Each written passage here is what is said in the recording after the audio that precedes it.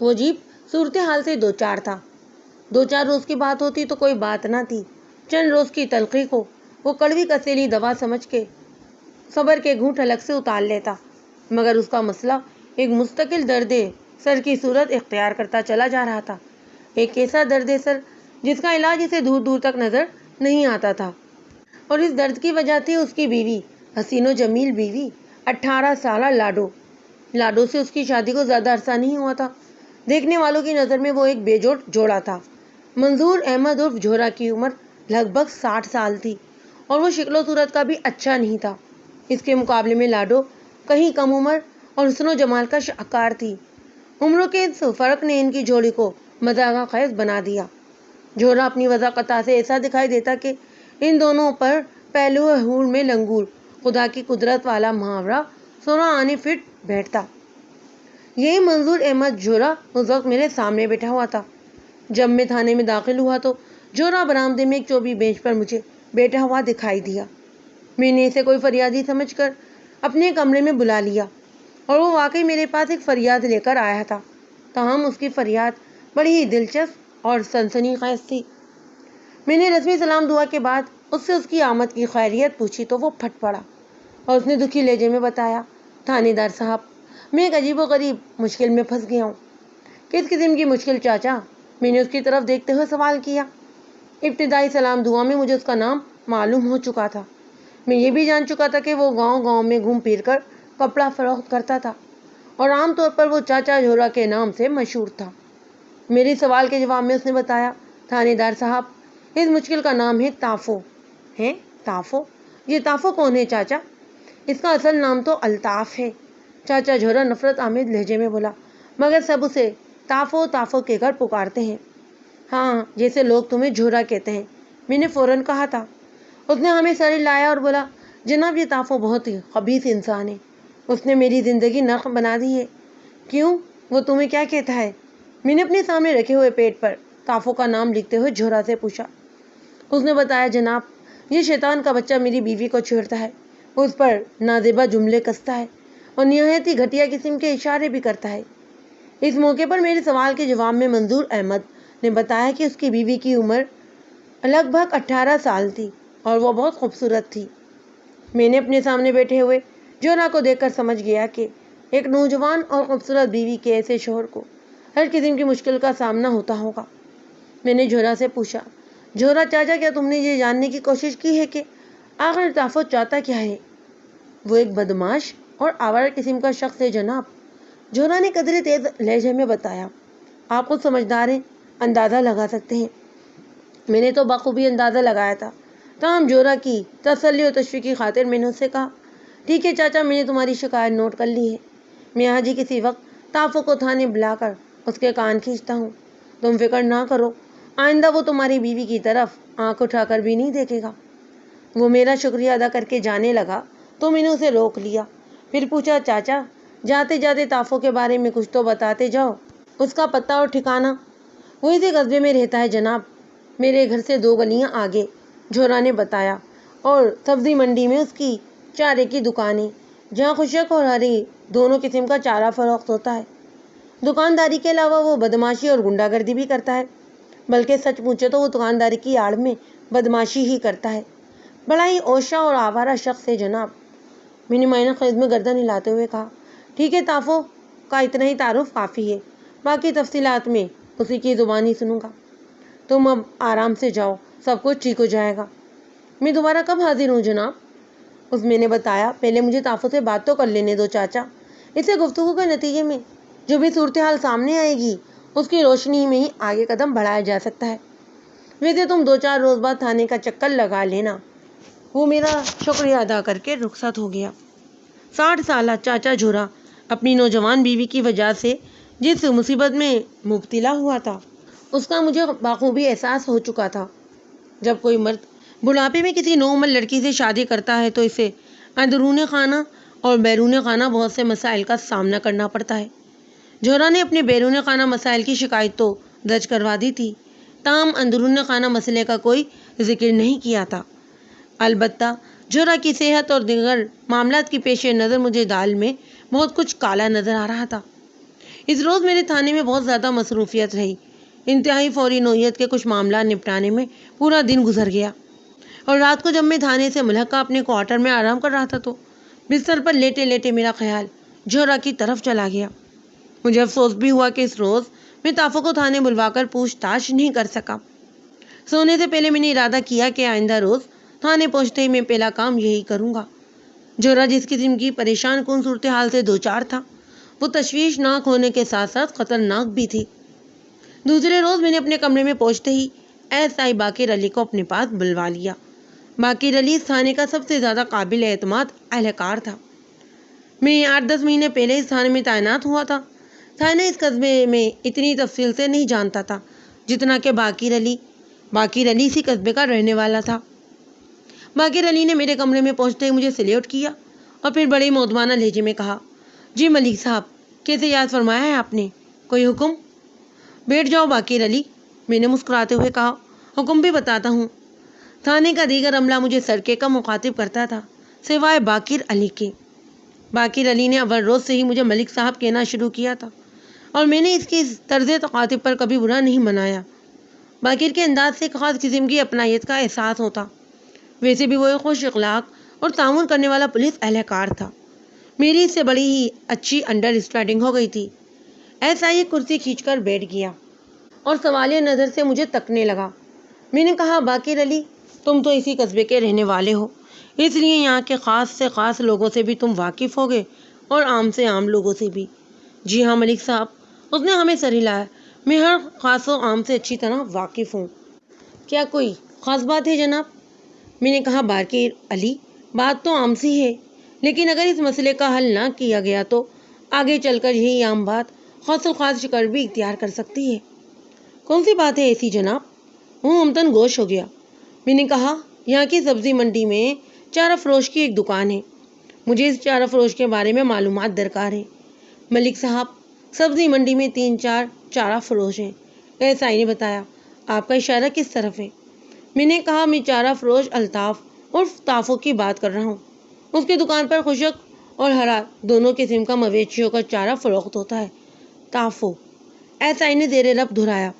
اسے تو میں اچھی طرح جانتا ہوں ملک صاحب، آپ کو اسے کس قسم کی معلومات چاہیے؟ میں نے کہا، مجھے پتہ چلا ہے کہ طافو دکانداری کے علاوہ بدماشی وغیرہ بھی کرتا ہے۔ وہ ہے تو کچھ اسی قسم کا بندہ ملک صاحب، ایس آئی نے بتایا۔ پھر پوچھا، کیا کوئی اہم واقعہ ہو گیا ہے جناب؟ میں نے مختصر مگر جامع الفاظ میں باقر علی کو چاچا جوہرا کی شکایت کے بارے میں بتایا۔ وہ زیر لب مسکراتے ہوئے بڑی دلچسپی سے میری باتیں سنتا رہا۔ جب میں خاموش ہوا تو اس نے اپنی معلومات کا دریا بہا دیا۔ وہ نہ صرف طافو سے واقف تھا بلکہ جوہرا اور اس کی نوجوان بیوی کے بارے میں بھی بہت کچھ جانتا تھا۔ ایس آئی کے مطابق طافو کوئی سند یافتہ بدماش نہیں تھا، بس چھوٹی موٹی گردی کر لیتا۔ امن پسند اور شریف النفس افراد اس کے منہ لگنا پسند نہیں کرتے تھے۔ لوگوں کے عمومی رویے کو وہ ان کی بزدلی سمجھتا۔ اس طرح طافو کی ہلکی پھلکی بدماشی چمکنے لگی۔ ایس آئی باقر علی نے بتایا کہ منظور احمد عرف جوہرا کو موجودہ محلے میں آئے کم و بیش 4 مہینے ہوئے۔ اس سے پہلے یعنی لاڈو سے شادی کے بعد وہ کئی محلے بدل چکا تھا اور نقل مکانی کی وجہ اس کی بیوی تھی۔ ہر جگہ لگ بھگ ایک جیسے حالات پیدا ہو جاتے۔ بوڑھے شوہر کی نوجوان بیوی پر ہر کوئی ٹرائی مارنے کی کوشش کرتا تھا اور مجبوراً جوہرا وہ محلہ بدلنے پر مجبور ہو جاتا۔ وہ معاشرتی رویے کو تبدیل نہیں کر سکتا تھا، خاص طور پر اس صورت میں جب وہ اپنی بیوی کے خوبصورتی کے پاسنگ بھی نہیں تھا۔ یہ صورتحال مذاق خیز ہونے کے ساتھ ساتھ لوگوں کو دعوت کوشش بھی دیتی۔ باقر علی بھی ایک آدھ مرتبہ لاڈو کو دیکھ چکا تھا۔ اس نے بھی اس بات کی تصدیق کی تھی کہ بلا شبہ لاڈو لاکھوں میں ایک تھی۔ اس کے ساتھ ہی اس نے اس بات پر بھی افسوس کا اظہار کیا تھا کہ لاڈو جوہرا جیسے بوڑھے شخص کے ساتھ نتھی کر دی گئی۔ اس کا بیان ختم ہوا تو میں نے کہا، باقر علی، تم تو ان کرداروں کے بارے میں میری توقع سے کہیں زیادہ علم رکھتے ہو۔ تم ہی جاؤ اور طافو کو لے کر میرے پاس آ جاؤ، میں ذرا اس کی مزاج پرسی کرنا چاہتا ہوں۔ آپ کا حکم سر آنکھوں پر جناب، وہ بڑی احترام کے ساتھ بولا، مگر میں یہ محسوس کر رہا ہوں کہ طافو سے بات پرس کرنے سے مسئلہ حل نہیں ہوگا۔ تم کہنا کیا چاہتے ہو؟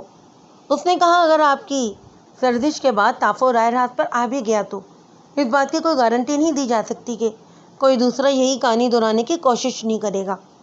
ایک لمحے کے بعد اس نے بڑے ہی معنی خیز لہجے میں کہا، ملک صاحب اس طرح تو ہوتا ہے اس طرح کے کاموں میں۔ ٹھیک کہہ رہے ہو تم، میں نے تائیدی انداز میں کہا۔ باقر علی، فی الحال میرے پاس تافو کے خلاف شکایت درج کی گئی ہے، اس لیے تافو کو یہاں بلا کر سمجھانا بجھانا میرا فرض بنتا ہے، بات کی بعد میں دیکھی جائے گی۔ ASI نے مؤدبانہ انداز میں کہا، ملک صاحب میں بھی جا کر اسے اپنے ساتھ لے آتا ہوں، اللہ کرے تافو کی سمجھ میں آپ کی بات آ جائے، ورنہ جھورا کو تو ایک مرتبہ پھر وہی کرنا پڑے گا۔ کیا کرنا پڑے گا جھورا کو؟ میں نے چونکتے ہوئے پوچھا۔ تبدیلی محلہ، ASI نے معنی خیز انداز میں کہا۔ کب تک کرتا رہے گا ایسا وہ؟ میں نے خیال انگیز لہجے میں کہا۔ باقر علی نے کہا، جب تک ایک نوجوان بیوی کا ساتھ ہے۔ عمر اور صحت کا یہ فرق ریل کی پٹریوں کے مانند ہے، جو ساتھ ساتھ رہتی ہیں مگر کبھی ایک نہیں ہو پاتی، جیسے دریا کے دو کنارے۔ اپنی تمام تر کوشش کے باوجود بھی جھورا لاڈو کے ہم پلہ نہیں ہو سکتا۔ دیکھنے والے انہیں ایک ساتھ دیکھ کر یقیناً مگویا ہی کریں گے۔ ان میں سے کچھ لوگ پیٹھ پیچھے ان کا مذاق بھی اڑائیں گے، اور کچھ رنگین اور سنگین مزاج افراد لاڈو کے حسن کو آسان سمجھ کر اس قلعے کو فتح کرنے کے لیے جنگ کرنے سے بھی باز نہیں آئیں گے۔ تمہاری باتوں میں وزن ہے باقر علی، میں نے کہا، اس لیے کہ یہ مبنی پر حقیقت ہے۔ انسان اپنے احمقانہ فیصلوں اور بے وقوفانہ حرکتوں سے خود کو تماشا بناتا ہے، جیسا کہ جھورا بنا رہا ہے۔ باقر علی اٹھ کر کھڑا ہو گیا اور بولا، جناب میں سبزی منڈی کی طرف جا رہا ہوں تافو کو لینے کے لیے۔ میں نے فوراً اسے جانے کی اجازت دے دی۔ سبزی منڈی ہمارے تھانے سے کچھ ہی فاصلے پر تھی۔ ASI سرکاری سائیکل پر تھانے سے روانہ ہو گیا۔ ہمارے زمانے میں محکمہ پولیس کو وہ آسانیاں اور سہولتیں مہیا نہیں تھیں جو آج کل میسر ہیں۔ لگ بھگ 1 گھنٹے بعد ASI باقر علی کامیاب واپس لوٹ آیا۔ الطاف عرف تافو اس کے ساتھ تھا۔ وہ سیدھا میرے کمرے میں ہی چلا آیا تھا۔ تافو کو ایک طرف کھڑا کر کے باقر علی کرسی پر بیٹھ گیا۔ میں نے بغور تافو کا جائزہ لیا۔ آوارگی اس کے حلیے سے ہی ٹپک رہی تھی۔ اس نے بدماشوں کی طرح مونچھیں رکھی ہوئی تھیں اور قمیض کا گریبان پورا کھلا ہوا تھا۔ اس کی عمر کا اندازہ میں نے 25 کے قریب لگایا۔ میں نے تیز نظروں سے اسے گھورا اور سخت لہجے میں کہا، تافو جانتے ہو یہاں تمہیں کیوں بلایا گیا ہے؟ نہیں جناب، میں کچھ نہیں جانتا، وہ مسکین سی صورت بنا کر بولا۔ میں نے ASI کی جانب سوالیہ نظر سے دیکھا۔ اس نے نفی میں گردن ہلا دی، جس کا مفاد مطلب یہ تھا کہ اس کے بلاوے کی غرض سے تافو کو آگاہ نہیں کیا گیا۔ میں نے اس کو آنکھوں میں آنکھیں ڈالتے ہوئے سوال کیا تھا، کیا تمہیں بہت گرمی لگ رہی ہے؟ وہ میرے سوال میں چھپے طنز کو سمجھ گیا۔ اس کے ہاتھ فوراً اپنے گریبان پر چلے گئے اور وہ بڑی تیزی سے اپنی قمیض کے بٹن بند کرنے لگا۔ اس نیک کام سے فارغ ہونے کے بعد وہ خفت آمیز لہجے میں بولا، جناب بس کچھ عادت سی ہو گئی ہے، ورنہ موسم تو خاصا خوشگوار ہے، گرمی والی تو کوئی بات ہی نہیں۔ میں نے کہا، اگر تم نے میرے سوالوں کے مناسب اور درست جواب نہ دیے تو سمجھ لو پھر نہ تو موسم خوشگوار رہے گا اور نہ ہی تمہاری عادت باقی رہے گی۔ میں کچھ سمجھا نہیں جناب، وہ الجھن زدہ نظر سے مجھے دیکھنے لگا۔ میں نے چپتے ہوئے لہجے میں کہا، الطاف تمہاری عادتیں خاصی بگڑتی جا رہی ہیں، تم مجھے جانتے نہیں ہو، میں ذرا مختلف قسم کا تھانے دار ہوں۔ میرے تھانے کی حدود میں کوئی ایسی ویسی حرکت نہیں چلے گی جس سے مخلوق خدا کو تکلیف پہنچے۔ جناب میں تو بہت ہی بیباندہ بندہ ہوں، وہ عاجزی سے بولا۔ آخر مجھ سے ایسی کون سی خطا ہو گئی ہے جو آپ نے مجھے تھانے بلوا لیا ہے؟ تمہارے خلاف جھورا چاچا نے شکایت درج کروائی ہے، میں نے اسے کڑے تیوروں سے گھورتے ہوئے کہا۔ جھورا کے ذکر پر وہ سنبھلتے ہوئے بولا، جناب میں نے جھورا کو کبھی تنگ نہیں کیا، اسے مجھ سے کیا شکایت ہے؟ میں نے ڈانٹ آمیز انداز میں کہا، اوے کھوتے دے پتر، تم نے کبھی جھورا کو تو تنگ نہیں کیا، لیکن اس کی بیوی کو تو ہر روز تنگ کرتے ہو نا۔ لاڈو کو تنگ کرنا چھوڑ دو، جھورا کو تنگ نہیں کرنا تو اور کیا ہے؟ لاڈو کے حوالے پر وہ کھسیانا ہو گیا، مگر اس کی ڈٹائی برقرار رہی۔ سنجیدگی سے بولا، تھانے دار صاحب میں نے لاڈو کو کیا تنگ کیا ہے؟ تم؟ میں نے انگلی سے اس کے سینے کی جانب اشارہ کیا۔ تم اپنے اوچھے ہتھ کنڈوں سے ان شریف لوگوں کو پریشان کرتے ہو، جھورا کی بیوی کو میلی نظر اور پھیلی آنکھوں سے دیکھتے ہو، فحش اور نازیبا اشارے کرتے ہو تم لاڈو کو۔ کیا تمہارے اندر شرافت نام کی کوئی چیز نہیں ہے؟ وہ مسکین سے لہجے میں بولا، میں تو بہت ہی شریف بندہ ہوں جناب، شاید جھورا کو اپنی بیوی کے بارے میں کوئی غلط فہمی ہوئی ہے۔ جھورا کو اپنی بیوی کے بارے میں کوئی غلط فہمی نہیں ہوئی ہے تافو، میں نے اسے کہا۔ بلکہ اسے تمہاری بیہودہ حرکتوں کی شکایت کی ہے۔ وہ لجاجت آمیز انداز میں بولا، جناب ایسے کاموں کے لیے میرے پاس وقت ہی کہاں ہوتا ہے، میں تو سارا دن اپنی دکان پر۔ یہ اس طرح نہیں مانے گا ملک صاحب، ایسائی نے تافو کا جملہ مکمل ہونے سے پہلے ہی کہا۔ اسے کچھ دیر کے لیے حوالات کی ہوا اور ٹرائل روم کا کھانا کھلانا پڑے گا، ورنہ میں بہت اچھی طرح جانتا ہوں کہ یہ کتنا سیدھا اور بھولا بالا ہے۔ ہاں بھائی تافو، میں نے ٹٹولنے والی نظروں سے تافو کو دیکھا، کچھ کھانا پینا ہے یا تم بھوکے پیٹ ہی زبان کھول لو گے؟ وہ میری بات کی تہ تک پہنچ گیا۔ اس کے چہرے پر ایسے تاثرات ابھر آئے جیسے وہ حوالات میں نہ جانا چاہتا ہو۔ ایسائی کی زبانی مجھے معلوم ہو چکا تھا کہ میرے آنے سے پہلے یعنی اس تھانے میں میری تقرری سے قبل 2-3 دفعہ تافو چھوٹے موٹے معاملات میں تھانے آ چکا تھا، اور ایک آدھ مرتبہ تو اسے باقاعدہ سزا بھی ہوئی تھی۔ جناب، الطاف نے میری جانب دیکھتے ہوئے کہا، میں بالکل سچ کہہ رہا ہوں، میں نے جھورا یا اس کی بیوی لاڈو کو کوئی نقصان نہیں پہنچایا۔ باقر علی، میں نے ایسائی کو مخاطب کیا، اسے اپنے ساتھ ٹرائل روم میں لے جاؤ۔ تافو نے خوفزدہ نظر سے پہلے ایسائی کو دیکھا اور پھر مجھے دیکھا۔ میں نے خون خوار لہجے میں کہا، جھورا نے مجھے بتایا ہے کہ تم نے اسے جان سے مارنے کی دھمکی بھی دی تھی۔ واقعی جھورا نے یہ بات مجھے بتائی تھی۔ اس کے بیان کے مطابق جب اس نے الطاف کو اوچھی اور عامیانہ حرکت سے منع کیا تو الطاف نے اسے دھمکی آمیز لہجے میں کہا تھا، بڈھے طوطے، اگر تم نے زیادہ ٹیٹے کی تو میں تمہاری گردن دبا دوں گا۔ میں نے اسے دھمکی وغیرہ نہیں دی تھی تھانے دار صاحب، تافو نے عام سے لہجے میں کہا، بس اتنا ہی کہا تھا کہ وہ اپنی بیوی کے حوالے سے مجھ پر شک نہ کرے، ورنہ اچھا نہیں ہوگا، یعنی ورنہ تم اس کی گردن دبا کر اسے ہمیشہ کے لیے خاموش کر دو گے۔ وہ کچھ نہیں بولا اور گھبرائی ہوئی نظر سے مجھے دیکھنے لگا۔ اس دوران میں باقر علی کرسی چھوڑ چکا تھا اور اپنی مدد کے لیے اس نے برآمدے میں موجود کانسٹیبل کو بھی اندر بلا لیا۔ وہ تافو کو کالر سے دبوچتے ہوئے کرخت لہجے میں بولا، چلو اتیس مارخان کی اولاد، آگے لگ۔ اس کے ساتھ ہی اس نے تافو کو ایک زوردار جھٹکا دیا۔ کانسٹیبل طفیل احمد نے تافو کو بازو سے تھام کر باہر کی جانب کھینچا تھا۔ تافو نے امداد طلب نظر سے مجھے دیکھا اور فریادی لہجے میں بولا، تھانے دار صاحب، مجھے ان کے حوالے نہ کریں، میں آپ کو سب کچھ سچ سچ بتانے کو تیار ہوں۔ میں نے ایسائی کو مخصوص اشارہ کیا، وہ میرے اشارے کا مطلب سمجھ گیا۔ دوسرے ہی لمحے ایسائی باقر علی کانسٹیبل طفیل احمد کے ساتھ کمرے سے باہر جا چکا تھا۔ اب میرے اور تافو کے سوا وہاں کوئی نہیں تھا۔ میری ہمیشہ سے یہی کوشش رہی تھی کہ ملزم اگر تعاون کا ارادہ رکھتا ہو تو اس کے ساتھ زور و زبردستی کے بجائے پیار محبت کا رویہ اختیار کرنا چاہیے۔ اس حوالے سے میں نے تافو کو اپنے پاس تنہائی میں روک لیا۔ ہاں بھئی تافو چارہ فروش، میں نے اس کی جانب دیکھتے ہوئے کہا تھا، اب بتاؤ تم کون سے سچ بولنے والے ہو؟ وہ چند لمحوں تک خاموش رہ کر پھر کچھ سوچتا رہا۔ انداز ایسا تھا جیسے اپنے ذہن میں خیالات کو جمع کر رہا ہو۔ کچھ دیر بعد وہ بھرائی ہوئی آواز میں گویا ہوا، تھانے دار صاحب، سچی بات تو یہ ہے کہ جوہرا کی بیوی لاڈو کوئی اچھی عورت نہیں۔ میں نے تم سے لاڈو کی اچھائی برائی نہیں پوچھی سرکاری سانٹ۔ میں نے کھا جانے والی نظروں سے اسے دیکھا، تم اپنے کرتوتوں کی تفصیل بتاؤ۔ تافو خاصا ہٹا کٹا شخص تھا، اس کا ڈیل ڈول دیکھتے ہی ذہن میں تندرست اور توانا سانٹ کا تصور ابھرتا۔ ایسی موٹی کھال کے اور ڈیل ڈول والے افراد آسانی سے زبان نہیں کھولتے تھے، ان سے کچھ اگلوانے کے لیے نفسیاتی حربے استعمال کرنا پڑتے تھے۔ میں اسی طرف آ رہا ہوں تھانے دار صاحب، وہ اپنی بات کو آگے بڑھاتے ہوئے بولا، میں خدا پاک کی قسم کھا کر کہتا ہوں کہ جوہرا کی بیوی کوئی شریف عورت نہیں ہے۔ اچھا؟ میں نے اس کا موقف سننے کا فیصلہ کیا اور کہا، پھر کیا ہوا، کچھ آگے بھی تو بتاؤ۔ وہ ٹھہرے ہوئے لہجے میں بولا، میں پورے یقین کے ساتھ کہتا ہوں کہ جناب لاڈو جوہرا کے کنٹرول میں نہیں ہے۔ میں نے اکثر اسے گھر کے دروازے میں کھڑا دیکھا ہے، وہ ہر آتے جاتے سے آنکھ مٹکا کرنے کی عادی ہے۔ جوہرا تو پورا دن اپنی سائیکل پر کپڑے کے تھان لادے گاؤں گاؤں پھیری لگاتا پھرتا ہے، اسے کیا پتا لاڈو دن بھر اس کی غیر موجودگی میں کیا کیا کرتی پھرتی ہے۔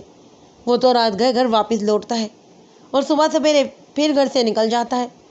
پتہ نہیں جوہرا کو اس عمر میں اس تتلی سے شادی کی کیا سوچی تھی۔ بندہ اپنی صحت اور عمر تو دیکھ لے، یہ تو وہی بات ہوئی بڈھا گھوڑا لال لگام۔ تافو نے اس محاورے میں گھوڑے کی جگہ گھوڑا فٹ کر دیا۔ میں نے اس بات پر بات کرنے کے بجائے اصل موضوع کی طرف اشارہ کیا، لاڈو جوہرا کے قابو میں ہے یا نہیں، تمہیں سے کوئی غرض نہیں ہونا چاہیے، تم اپنے کام سے کام رکھو اور آئندہ لاڈو کے حوالے سے میں تمہاری کوئی شکایت نہ سنوں، ورنہ میں تمہارے ساتھ سختی سے پیش آؤں گا۔ میرا ارادہ تو یہی تھا کہ اسے سرزش کرنے کے بعد روانہ کر دوں گا۔ اس کا جرم اتنا سنگین نہیں تھا کہ میں اسے تھانے میں بند کر دیتا۔ اگر وہ باتوں سے راہ راست پر آ جاتا تو لاتوں کی کیا ضرورت تھی؟ ویسے ایک بات ہے کہ تافو کی کچھ باتوں نے مجھے کچھ سوچنے پر مجبور کر دیا۔ ان میں سرِ فہرست تو یہی بات تھی کہ شوہر 60 سالہ اور بیوی 18 سالہ۔ ایسے مذاق خیز جوڑے عموماً معاشرے میں تنقید کا نشانہ بنتے ہیں۔ ایک تو یہ بات بھی تھی کہ جوہرا کپڑے کی فروخت کے سلسلے میں پورا دن گھر سے باہر رہتا۔ نوجوان اور تنہا دار بیوی کا گھر میں تنہا رہنا انواع اقسام کی کہانیوں کو جنم دینے کا سبب بن سکتا تھا۔ تافو نے نہایت ہی عاجزانہ لہجے میں کہا، تھانے دار صاحب، آپ کا حکم ہے تو میں اب لاڈو کی گلی میں بھی نہیں بھٹکوں گا۔ وہ جب ہر آنے جانے والے پر توجہ دے رہی تھی تو میں نے بھی کوشش میں حرج نہ سمجھا، مگر پتہ نہیں مجھ کو اس میں ایسی کیا خرابی نظر آئی کہ سیدھے منہ بات کرنا گوارا نہ کیا۔ وہ آہستہ آہستہ کھل رہا تھا۔ میں نے تنزیہ لہجے میں کہا، اور لاڈو کی اس ناگواری پر تم نے اسے چھیڑنا شروع کر دیا۔ تم اس کے شوہر کے سامنے اوچھی حرکتیں کرتے رہے اور نازیبا الفاظ اس کی طرف اچھالتے رہے، گویا اپنی ناکامیابی اور ناقدری کا ماتم کرتے رہے ہو۔ وہ تامل کرتے ہوئے بولا، تھانے دار صاحب، لاڈو جہاں بھی رہے گی نئے سے نیا چاند چڑھاتی رہے گی۔ جن عورتوں کے قسم ویلے ہوتے ہیں۔ میں نے اس کی بات بیچ میں ہی کاٹتے ہوئے کہا، وہ چاند چڑھاتی ہے یا سورج، تمہیں اسے کوئی غرض نہیں ہونی چاہیے۔ یہ سارے معاملات دیکھنا اس کے شوہر جوہرا کا کام ہے۔ وہی اس کی حرکت تو سکنات کا ذمہ دار ہے۔ وہ کیا کرے گا بیچارہ؟ لفظ بیچارہ پر الطاف نے خاصا زور دیا، جیسے افسوس کی آخری حد کو چھو رہا ہو۔ جوہرا جیسے شوہر تو گھر اور محلے ہی بدرتے رہتے ہیں یا پھر تھانے وغیرہ میں رپورٹیں درج کرواتے پھرتے ہیں۔ شوہر اگر مضبوط اور مستحکم ہو تو بیوی کی کیا مجال ہے جو وہ… میں نے ایک مرتبہ پھر اس کا جملہ کاٹ دیا۔ لاڈو کے حوالے سے تافو کی خاصی دل آزاری ہوئی تھی۔ وہ بار بار اس کے خلاف زہر اگلنے لگتا۔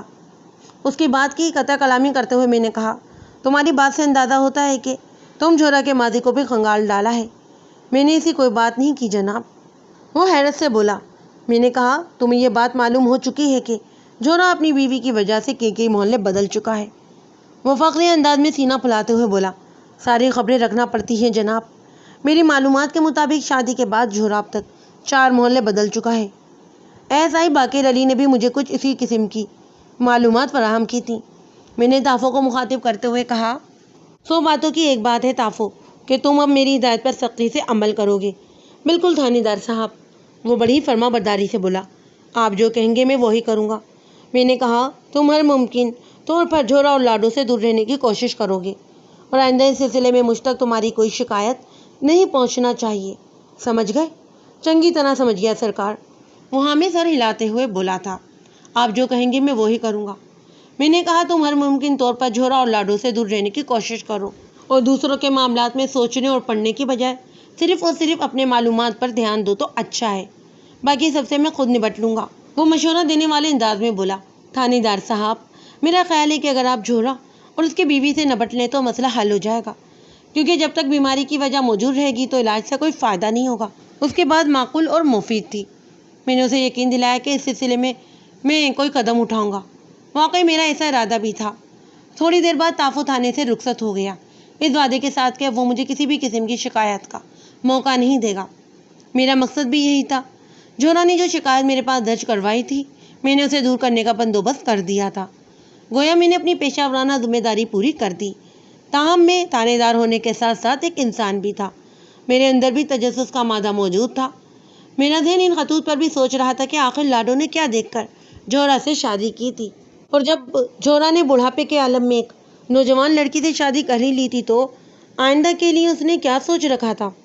کیا اسے اس تلک حقیقت کا ادراک نہیں تھا کہ آگے چل کر اس قسم کے حالات و واقعات پیش آ سکتے تھے؟ میں نے اس گتھی کو سلجھانے کا فیصلہ کر لیا۔ میرا ارادہ تھا کہ آئندہ ملاقات میں جوہرا کو اس حوالے سے ٹٹولنے کی کوشش کروں گا۔ مجھے توقع تھی کہ وہ 2-4 دنوں بعد مجھ سے ملنے آئے گا، تاہم وہ لگ بھگ 1 مہینے کے بعد میرے پاس آیا۔ میں اس وقت تقریباً فارغ ہی تھا، اس لیے اس کی آمد کی اطلاع ملتے ہی میں نے اسے اپنے پاس بلوا لیا۔ اس کی خیریت پوچھی۔ وہ ملول لہجے میں بولا، جناب، آپ کی بڑی مہربانی ہے کہ آپ کی کوشش سے تافو نے لاڈو کو پریشان کرنا چھوڑ دیا تھا، مگر آج ایسی ایک بات ہوئی ہے کہ میں بہت خوفزدہ ہو گیا ہوں۔ کیوں بھائی، کیا بات ہو گئی ایسی؟ وہ بولا، اب تک تو تافو آپ کی ہدایت پر عمل کر رہا تھا، لیکن آج اس نے مجھے دھمکی دی ہے کہ میں نے اگر تھانے میں اس کے خلاف شکایت کر کے اچھا نہیں کیا اور وہ اس بات کے لیے مجھ سے بھیانک انتقام لے گا۔ میں جوہرا کی بات سن کر چونک اٹھا۔ میں نے پوچھا، اس نے کس قسم کے بھیانک انتقام کی دھمکی دی ہے؟ در حقیقت مجھے اس وقت تافو پر شدید غصہ آ رہا تھا، گویا اس نے مجھ سے کیا گیا وعدہ توڑ دیا تھا۔ میں نے سوچا اگر جوہرا کی بات مصدقہ نکلی تو میں تافو کے ساتھ بہت برا سلوک کروں گا۔ جوہرا نے روندھی آواز میں کہا، تافو نے کہا ہے کہ وہ کسی بھی وقت لاڈو کو اغوا کر لے گا اور اس کی بے حرمتی کرنے کے بعد قتل کر کے لاش کو نہر میں بہا دے گا۔ تافو نے تمہیں یہ دھمکی کب دی ہے؟ میں نے تیز لہجے میں سوال کیا۔ اور کس وقت؟ یہ آج صبح کی بات ہے، جوہرا نے بتایا۔ کیا تم آج کپڑا بیچنے کے لیے نہیں گئے تھے؟ میں نے ایک فوری خیال کے تحت پوچھا۔ تم تو گھر سے صبح کے لیے نکلتے ہو تو رات گئے واپس آتے ہو۔ جی ہاں، میرا معمول تو یہی ہے، وہ ہمیں سر ہلاتے ہوئے بولا، مگر آج مجھے بخار آ گیا تھا، اس لیے میں روزگار کے سلسلے میں گھر سے نہیں نکلا۔ اب ذرا طبیعت سنبھلی ہے تو آپ کے پاس فریاد لے کر آیا ہوں۔ میں نے پوچھا، تافو نے تم سے کس جگہ بات کی تھی؟ تم تو آج گھر سے نکلے ہی نہیں، کیا وہ تمہارے گھر آیا تھا؟ وہ نفی میں گھر ہلاتے ہوئے بولا، تھانے دار صاحب، تافو نہ تو میرے گھر آیا تھا اور نہ ہی اس نے براہ راست مجھ سے یہ بات کہی تھی۔ تو پھر؟ میں نے سوالیہ انداز میں اس کی طرف دیکھا۔ وہ بولا، مجھے یہ بات لاڈو سے معلوم ہوئی تھی۔ وہ لاڈو سے کب اور کہاں ملا؟ وہ تامل کرتے ہوئے بولا، میں نے آپ کو بتایا تو ہے کہ آج مجھے بخار ہو گیا تھا۔ لاڈو میرے لیے بخار کی دوا لینے حکیم جی کی دکان پر گئی۔ راستے میں تافو سے ٹکراؤ ہو گیا اور اسی وقت تافو نے لاڈو کو یہ دھمکی دی تھی۔ تو گویا تم تک یہ دھمکی تمہاری بیوی لاڈو کے توسط سے پہنچی ہے، میں نے پرخیال انداز میں کہا۔ وہ ہمیں سر ہلا کر میری طرف دیکھنے لگا۔ میں نے کہا، تمہیں اپنی بیوی پر کس حد تک یقین ہے؟ میں سمجھا نہیں جناب۔ وہ چونک کر مجھے دیکھنے لگا۔ وہ وضاحت کرتے ہوئے بولا، جوہرا چاچا، میں یہ کہنا چاہتا ہوں کہ کیا تمہیں یقین ہے کہ واقعی تافو نے لاڈو سے اس قسم کی بات کی ہوگی؟ مجھے پورا یقین ہے جناب، وہ بڑے ہی یقین سے بولا۔ اگر تافو یہ خطرناک دھمکی نہ دیتا تو لاڈو بھلا اس قسم کی کیوں بات کرتی؟ وہ مجھ سے خام خواہ کیوں جھوٹ بولتی؟ ہاں، ٹھیک کہہ رہے ہو تم، میں نے سوچ میں ڈوبے ہوئے لہجے میں کہا۔ لاڈو کو تو تم سے جھوٹ بولنے کی کوئی ضرورت نہیں تھی۔ جوہرا، اگر تمہیں برا نہ لگے تو میں تم سے ایک ذاتی نوعیت کا سوال پوچھ لوں؟ ایک چھوڑیں، آپ 10 سوال پوچھیں جناب، وہ جلدی سے بولا۔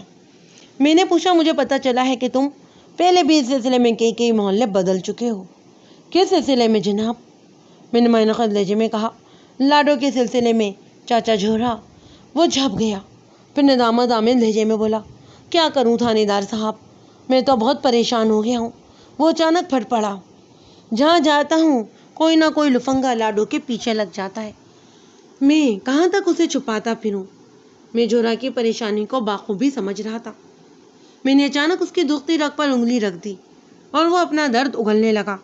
مجھے امید تھی کہ اس موقع پر اگر میں نے اپنی ہمدردی اور محبت سے اسے کلیدا تو مجھے بہت کچھ معلوم ہو سکتا تھا۔ گویا لوہا گرم ہو چکا تھا، اب ایک مناسب سی چوٹ لگانے کی ضرورت تھی۔ میں نے دوستانہ لہجے میں کہا، چاچا جوہرا، تمہیں یہ بڈھے والے ایک نوجوان لڑکی سے شادی کرنے کی کیا سوجی؟ مجھے پتہ چلا ہے کہ تمہاری شادی کو 1.5 اور 2 سال ہی گزرا ہے، کیا میں غلط کہہ رہا ہوں؟ آپ بالکل درست کہہ رہے ہیں جناب، وہ حامی سر ہلاتے ہوئے بولا، ہماری شادی کو 1 سال اور 7 مہینے ہوئے ہیں۔ ایک لمحے کو رک کر اس نے اپنی بات مکمل کر دی، اور یہ جو آپ نے بڈھے والے کی بات کی ہے نا جناب، تو اس سلسلے میں یہی کہوں گا کہ مرد کبھی بوڑھا نہیں ہوتا۔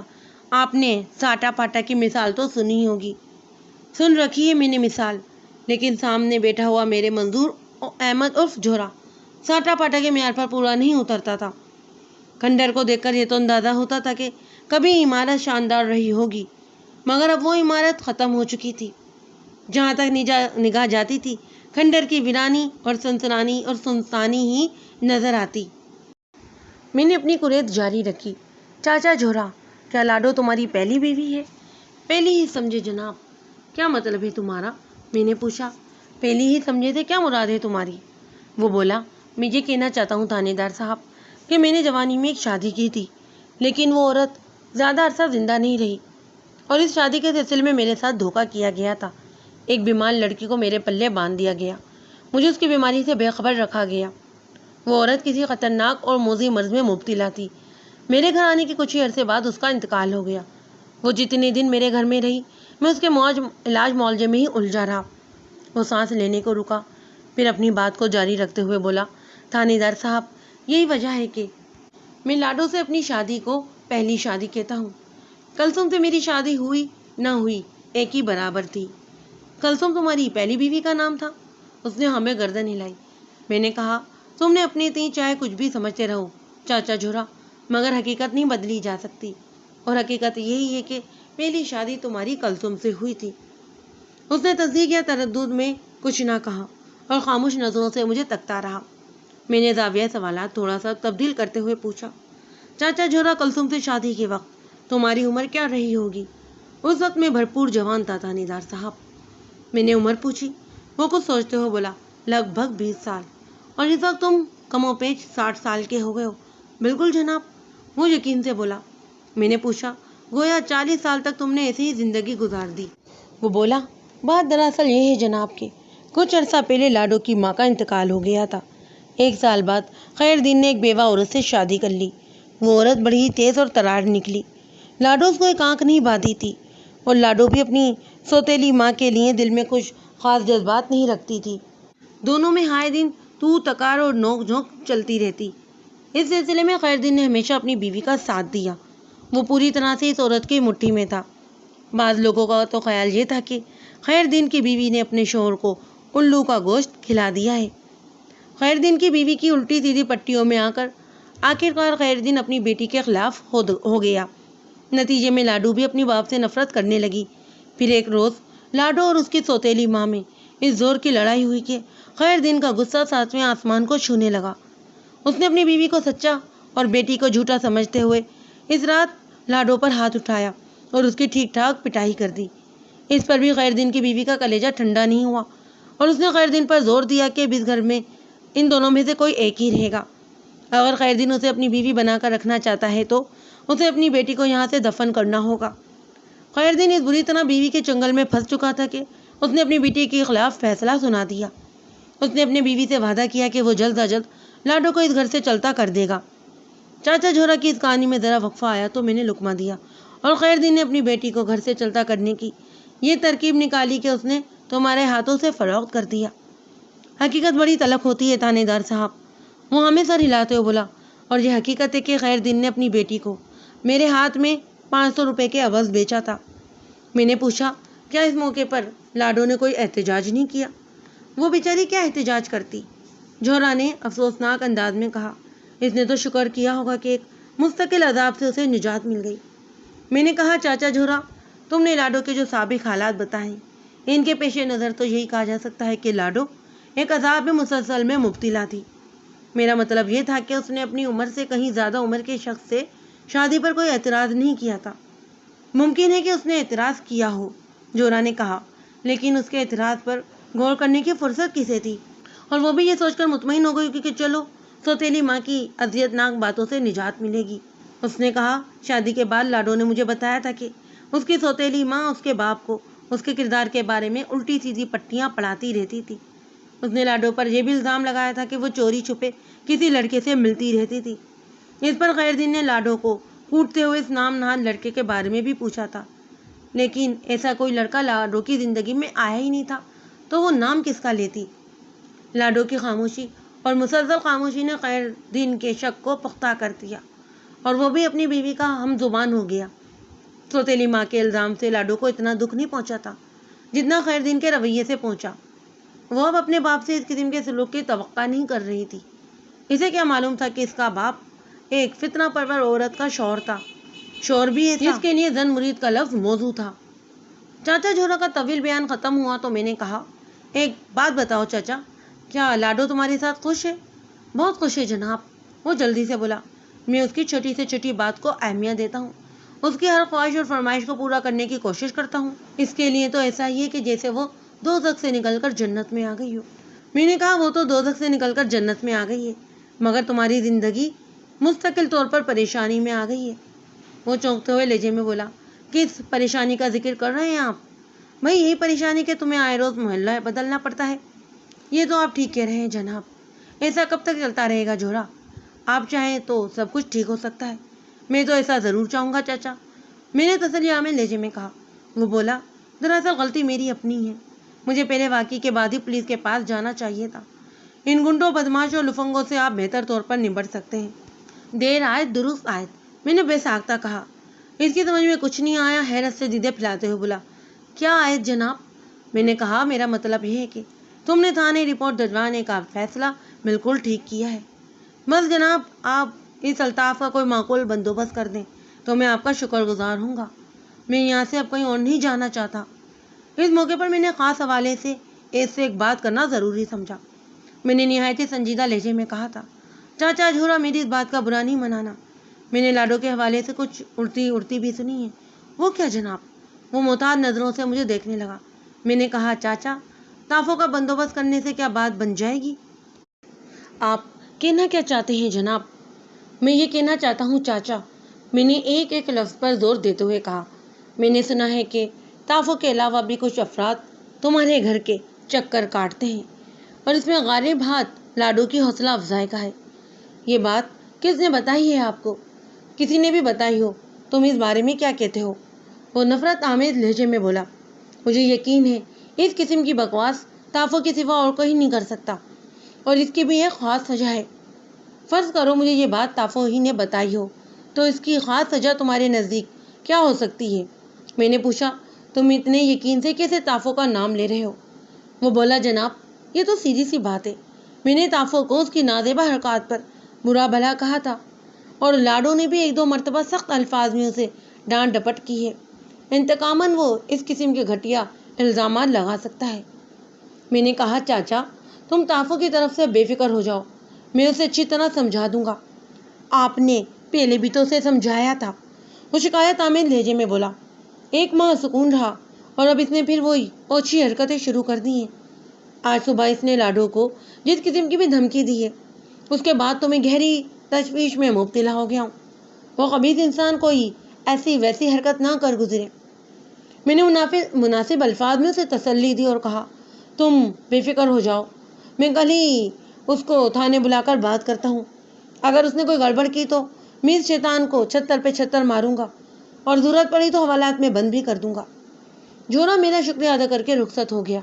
دوسرے روز حسب وعدہ میں نے ایک کانسٹیبل کو بھیج کر الطاف عرف طافوں کو تھانے بلوا لیا۔ وہ میرے کمرے میں آیا، سلام کر کے ایک طرف کھڑا ہو گیا۔ میں چند لمحے تک تیز نظروں سے اسے گھورتا رہا۔ وہ میری نگاہوں کی تاب نہ لاتے ہوئے منمنایا، تھانے دار صاحب، آپ مجھے اس طرح کیوں دیکھ رہے ہیں؟ میں نے کہا، وہ تمہارا ماما کل شام کو میرے پاس آیا تھا۔ میرا ماما؟ کون جناب؟ منظور احمد عرف جھورا۔ میں نے ٹھوس لہجے میں کہا، جھورا میرا ماما تو نہیں ہے جناب، اسے تم سے بہت محبت ہے۔ میں نے لفظ محبت پر خاص دباؤ ڈالتے ہوئے کہا، سنا ہے ماماؤں کو بھانجوں سے بہت محبت ہوتی ہے، اور جھورا کل شام پھر تمہاری تعریف کرنے یہاں آیا تھا۔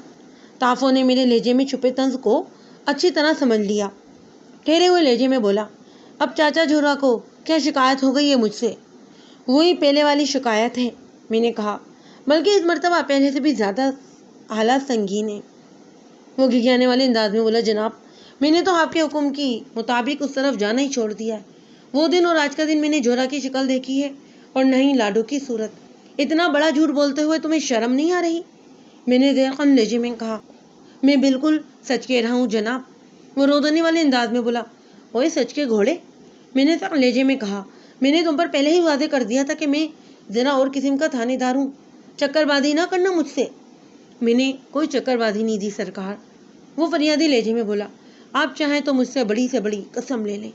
میں نے اس کی آنکھوں میں جھانکتے ہوئے کہا تھا، جھوٹے ہو تم، جھوٹی ہیں تمہاری تمام قسمیں، مگر یاد رکھو میرا وعدہ جھوٹا نہیں ہے۔ اگر تم اپنی حرکتوں سے باز نہ آئے تو میں تمہاری تشریف پر اتنے جوتے برساؤں گا کہ شمار بھی نہیں کر سکو گے، اور کئی روز تک تو بیٹھنے سے بھی قاصر رہو گے۔ سمجھ رہے ہو کیا کہنا چاہ رہا ہوں میں آپ کو اور آپ کے کہے کو غلط نہیں کہہ سکتا مائی باپ، وہ کمزور سے لہجے میں بولا، مگر حقیقت یہی ہے کہ میں نے اب تک آپ کی ہدایت کے مطابق ہی عمل کیا ہے۔ میں نے بڑے ہی سخت لہجے میں اسے مخاطب کرتے ہوئے کہا، کیا یہ بات غلط ہے کہ کل صبح تمہاری لاڈو سے ملاقات ہوئی تھی؟ بالکل غلط، اور قطع سے بولا، مجھے پتہ چلا ہے کہ کل تم نے لاڈو کو اغوا وغیرہ کی دھمکی دی ہے۔ نہ سرکار، نہ وہ کانوں کو ہاتھ لگاتے بولا، میری توبہ، میرے باپ کی توبہ، میرے دادا کی توبہ، میرے بس بس بس بہت ہو گیا۔ میں نے اس کے توبہ کے سلسلے کو قطع کرتے ہوئے کہا، میری معلومات کے مطابق کل صبح تم لاڈو حکیم کی دکان سے جورا کی دوا لے کر واپس آ رہی تھی تو راستے میں تم اس کے سامنے آ گئے۔ پہلے تو تم نے اس بات پر غصہ کیا کہ تھانے میں جورا نے تمہارے خلاف شکایت کیوں درج کروائی، پھر وہ راستہ بدل کر جانے لگی تو تم نے اسے دھمکی دی کہ تم ان قریب اسے اغوا کر لو گے، نہ صرف تم اغوا کرو گے بلکہ اس کی بے حرمتی کرنے کے بعد قتل کر کے اس کی لاش کو بڑی نہر میں پھینک دو گے۔ غلط کہہ رہا ہوں میں؟ وہ گڑگڑانے لگا، جناب کوئی ایسی بات سرے سے نہیں ہوئی، میں تو یہ کہہ رہا ہوں کہ اتنے دن سے میں نے جورا کو نہیں دیکھا اور نہ ہی میری لاڈو سے ملاقات ہوئی ہے، پھر اغوا اور قتل وغیرہ کی دھمکی کا کیا سوال، یہ تو سراسر مجھ پر بہتان ہے۔ ایک لمحے کے لیے تو میں سوچ میں پڑ گیا۔ صافو خود پر عائد کردہ الزام سے جس شدت سے انکار کر رہا تھا اس سے اس کی سچائی جھلکتی۔ میں نے اس کے لہجے اور انداز سے محسوس کیا تھا کہ وہ جھوٹ کا کوئی سہارا نہیں لے رہا تھا۔ اگر تافو کو سچ مان لیا جاتا تو پھر سوال یہ پیدا ہوتا تھا کہ جورا نے غلط بیانی کیوں لی۔ جورا کے حوالے سے ایک اہم بات یہ بھی تھی کہ تافو نے براہ راست اسے نہیں دھمکایا تھا، بلکہ دھمکی دینے والی بات جورا تک اس کی نوجوان اور خوبصورت بیوی کے توسط سے پہنچی تھی۔ تو کیا اس سارے معاملے میں لاڈو کہیں گڑبڑ کر رہی تھی؟ یہ ایک ایسا سوال تھا جو بہت دور تک سوچنے کی دعوت دیتا۔ میں تافو کی جانب متوجہ ہو گیا۔ تافو، میں آخری بار پوچھ رہا ہوں، اگر اس معاملے میں تم مجھ سے کچھ چھپا رہے ہو یا کسی حقیقت کو توڑ مڑوڑ کر پیش کر رہے ہو تو اب بھی وقت ہے، مجھے سچ بتا دو۔ میں تمہارے ساتھ انتہائی نرم رویہ اپنانے کی کوشش کروں گا، لیکن آگے جا کر مجھے معلوم ہوا کہ تم نے کسی بھی قسم کی غلط بیانی سے کام لیا ہے تو پھر سوچ لو، میں تمہیں سیدھا جیل بھیج کر ہی دم لوں گا۔ وہ نہایت ہی سنجیدہ لہجہ اختیار کرتے ہوئے بولا، تھانے دار صاحب، اگر آپ کو میری بات کا یقین نہیں تو پھر آپ خود ہی بتائیں کہ میں آپ کو اپنی سچائی کا کیسے یقین دلاؤں۔ اس کے انداز سے صاف ظاہر ہوتا تھا کہ وہ جھوٹ کا کوئی سہارا نہیں لے رہا۔ کوئی بھی مرد دمشناس تافو کی بات سن کر اسی نتیجے پر پہنچتا۔ میں نے ایک اور حوالے سے اسے گھسنا چاہا، تافو، میں بہت جلد تمہارے جھوٹ اور سچ کا پتہ چلا لوں گا۔ فی الحال تو تم یہ بتاؤ کہ لاڈو کے حوالے سے تم نے جس قسم کی حرکتوں کی بات کی تھی کتنی صداقت ہے اس میں؟ اگر آپ یقین کریں تو میں نے 100% ایک سچ بولا تھا۔ وہ ٹھہرے ہوئے لہجے میں بولا۔ میں نے رک رک کر کہا، میں نے اس سلسلے میں چاچا جورا سے پوچھ گچھ کی ہے، وہ تو اس معاملے میں سرے سے انکاری ہے۔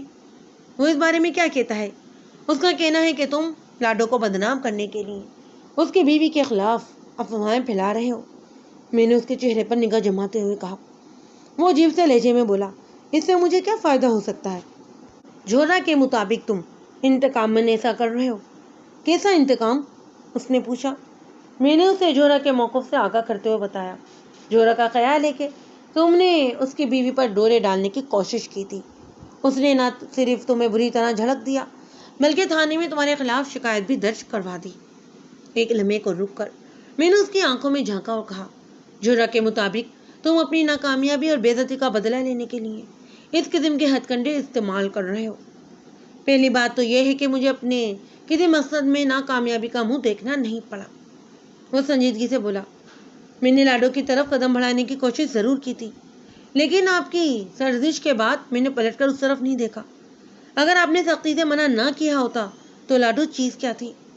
میں کسی نہ کسی طرح اسے اپنے دام میں لے ہی آتا۔ ایک لمحے کو اس نے وقفہ کیا، پھر بڑے ہی عجیب سے انداز میں مسکرانے کے بعد بولا تھا، تھانے دار صاحب، لاڈو تو ایک ایسی عورت ہے جو خود دعوت نظارہ دیتی ہے۔ میں نے آپ کو بتایا تھا نا کہ من چلے افراد اپنی دل پشوری کرنے اور آنکھیں سینکنے کی خاطر اس کی گلی کے چکر لگاتے رہتے ہیں، اور جہاں تک میری بے عزتی کا تعلق ہے تو اس میں بھی کوئی وزن نہیں ہے۔ آپ نے مجھے تھانے لا کر سمجھا دیا اور میں نے آپ کی بات پر عمل کیا، اس میں میری بے عزتی والی کون سی بات ہے جناب؟ میں نے کہا، میں نے جورا سے لاڈو والے معاملے کے بارے میں بات چیت کی، مگر وہ تو یہ سنتے ہی بھڑک اٹھا۔ وہ اس سلسلے میں تمہیں ہی قصوروار ٹھہرا رہا ہے۔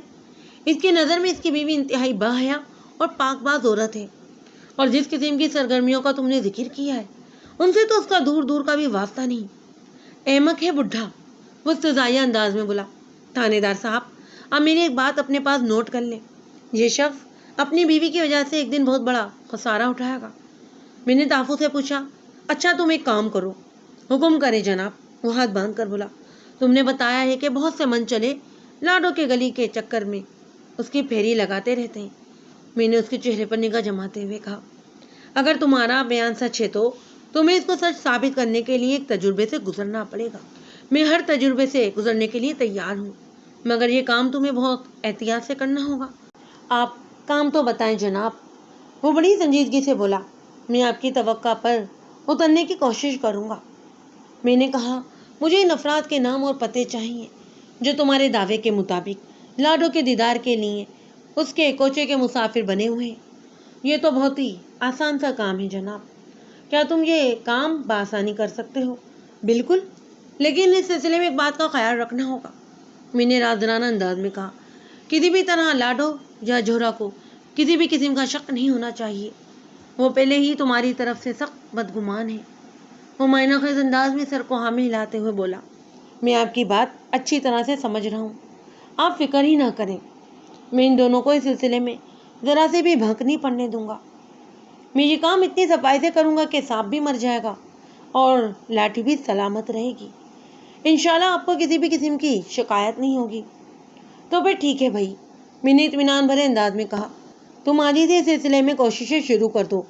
وہ جوشیلے لہجے میں بولا، یہ تو ویسے بھی میرے لیے بہت ضروری ہے۔ اگر میں نے یہ ثابت کر دیا کہ جوہرا کی بیوی لاڈو ہی تاک جھانک کی عادی ہے تو پھر آپ کو میری بات کا یقین آ جائے گا۔ لیکن ایک بات میری سمجھ میں نہیں آتی۔ اس نے بات ختم کرنے کے بعد سوالی انداز میں میری طرف دیکھا تو میں نے سوال کیا، کون سی بات؟ میں یہ پوچھنا چاہتا ہوں جناب کہ اگر میں نے آپ کو ان تمام افراد کے نام اور پتے مہیا کر دیے جو لاڈو کے چکر میں ہیں، تو پھر اس بات کی تصدیق کس طرح کریں گے کہ جو کچھ میں نے کہا ہے وہ درست ہے؟ میں نے کہا، اس سلسلے میں تمہیں فکر مند ہونے کی ضرورت نہیں، تم سے جتنا کہا جا رہا ہے وہی کرو اور باقی سب کچھ مجھ پر چھوڑ دو۔ میرا کام کرنے کا اپنا مخصوص طریقہ ہے، میں خود جان لوں گا کہ تمہاری بات میں کس حد تک صداقت موجود ہے۔ اچھا جی، جیسے آپ کی مرضی، وہ عجیب سے انداز میں بولا۔ میں نے کہا، اب تم جا سکتے ہو۔ وہ مجھے سلام کر کے رخصت ہو گیا۔ تھوڑی دیر بعد ایس آئی باقر علی میرے پاس آ گیا۔ اس معاملے کی تمام تر پیش رفت اور جزائیت باقر علی کے علم میں تھی۔ میں نے الطاف سے ہونے والی تمام تازہ ترین گفتگو کے بارے میں اسے بتایا تو وہ سوچ میں پڑ گیا۔ میں نے کہا، تمہارے خیال میں ان دونوں میں کون سچا ہے اور کون جھوٹا؟ میرا اشارہ تافو عرف جھورا کی طرف تھا۔ باقر علی میرا اشارہ سمجھتے ہوئے بولا، ملک صاحب، اب تک کے حالات سے تو یہی اندازہ ہوتا ہے کہ یہ دونوں ہی جھوٹے ہیں یا پھر دونوں ہی سچے۔ یہ کیا بات ہوئی بھلا؟ یہ بات اگرچہ احمقانہ ہے ملک صاحب، لیکن حالات و واقعات کچھ اسی قسم کی نشاندہی کر رہے ہیں، ایس آئی نے سنجیدہ لہجے میں کہا تھا۔ ویسے میں اپنے طور پر بھی کسی حتمی نتیجے پر نہیں پہنچ سکا ہوں جناب۔ اچھا، میں نے گہری سنجیدگی سے کہا۔ ایس آئی کی صاحب گوئی مجھے پسند نہیں آئی تھی۔ کچھ دیر بعد باقر علی نے مجھ سے پوچھا، ملک صاحب، کیا آپ کسی نتیجے پر پہنچ چکے ہیں؟ میں نے ہاں میں گردن ہلانے پر اکتفا کیا، مگر ایس آئی میرے خاموشی سے مطمئن ہونے والا نہیں تھا۔ اس نے سوال کیا، ملک صاحب، کیا اس حاصل شدہ نتیجے کے بارے میں آپ مجھے کچھ نہیں بتائیں گے؟ میں نے منیبانہ انداز اختیار کرتے ہوئے کہا، باقر علی، تم دونوں پارٹیوں کو ترازو کے دونوں پلڑوں میں رکھ کر دیکھو تو تمہیں سب کچھ خود ہی نظر آ جائے گا۔ وہ الجھی ہوئی نظر سے مجھے دیکھنے لگا۔ میں نے کہا، نہیں سمجھے، آپ ہی وضاحت کر دیں ملک صاحب۔ اس نے کہا، دیکھو، میں نے اسے مخاطب کر کے ٹھہرے ہوئے لہجے میں کہا، ہم اس وقت جس قسم کی صورتحال سے دو چار ہیں، اس کے پیش نظر تافو کے ووٹ زیادہ ہیں۔ وہ جو کچھ بھی کہہ رہا ہے خود سے منسوب کر کے کہہ رہا ہے۔ وہ اس بات کا اقرار بھی کر چکا ہے کہ اس نے لاڈو کو اپنے جال میں پھانسنے کی بہت کوشش کی، لیکن دوسری جانب سے ہمیں جو معلومات حاصل ہو رہی ہیں وہ جھولا کے توسط سے ہم تک پہنچ رہی ہیں، جبکہ ہر بات میں لاڈو کا جواب منسلک ہوتا ہے۔ تافو نے لاڈو کو چھیڑا، تافو نے لاڈو سے بدتمیزی کی، تافو نے لاڈو کو اغوا کیا اور قتل وغیرہ کی دھمکی دی۔ اس سے ایک بات ظاہر ہوتی ہے کہ جوہرا ہم تک جو شکایت پہنچا رہا ہے اس کے پیچھے لاڈو ہے، لیکن ہم عقل مندی کے تقاضے کے مطابق آنکھیں بند کر کے اس بات کا یقین نہیں کر سکتے۔ ایسا ہی باقر علی تائیدی انداز میں سر ہلاتے ہوئے بولا، یہ تو آپ بالکل درست فرما رہے ہیں، ویسے میرے ذہن میں ایک آئیڈیا بھی ہے۔ کیسا آئیڈیا باقر علی؟ اب تک ہم اس کھیل کے صرف دو کرداروں سے ملے ہیں، یعنی تافو اور جھورا سے۔ میں نے کہا ہاں میں گردن ہلاتے ہوئے باقر علی نے بھی کہا، جبکہ اس کھیل کا مرکزی کردار ابھی تک ہمارے واسطے میں نہیں پڑا۔ کیوں نہ ایک تسلی بخش ملاقات مرکزی کردار سے بھی کر لی جائے جناب، میں نے تصدیق طلب انداز میں کہا۔ مرکزی کردار سے تمہاری مراد جھورا کی نوجوان بیوی لاڈو تو نہیں؟ بالکل ملک صاحب، ایسائی نے کہا، میرا اشارہ لاڈو ہی کی طرف ہے۔ تمہارا آئیڈیا بہت ہی پاورفل ہے باقر علی۔ میں نے توصیفی نظر سے ایسائی کو دیکھا۔ تم نے پہلے بتایا تھا کہ لاڈو ایک انتہائی خوبصورت لڑکی ہے اور خوبصورتی اکثر فتنے کو جنم دیتی ہے۔ ممکن ہے لاڈو سے ملاقات کے بعد ہمیں کچھ مفید معلومات حاصل ہو جائیں۔ مجھے کھلے دل سے اس بات کا اعتراف ہے کہ لاڈو سے ملاقات والی بات سب سے پہلے باقر علی کے ذہن میں آئی تھی۔ وہ بلا شبہ ایک ذہین اور چالاک قسم کا پولیس اہلکار تھا۔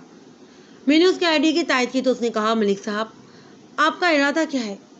لاڈو سے ملاقات کے لیے اسے تھانے بلایا جائے یا پھر؟ میں نے دانستہ جملہ ادھورا چھوڑ دیا۔ میں نے اس کی بات کی تہ میں پہنچ گیا، اس لیے میں نے جلدی سے کہا، باقر علی اسے تھانے میں بلانے سے کہیں بہتر ہے کہ ہم اس سے ملنے جھورا کے گھر چلے جائیں۔ ہاں یہ ٹھیک ہے، ایسائی نے کہا۔ پھر کب چلیں اس طرف؟ میں نے کہا، ہماری معلومات کے مطابق جھورا روزانہ صبح گھر سے نکلتا ہے اور رات ہی کو واپس آ جاتا ہے، اس لیے یا تو علیہ صبح اس سے ملاقات ہو سکتی ہے یا پھر رات میں۔ میرا خیال ہے کہ اس سے کوئی فرق نہیں پڑتا کہ جھورا کتنے بجے آتا ہے اور جاتا ہے۔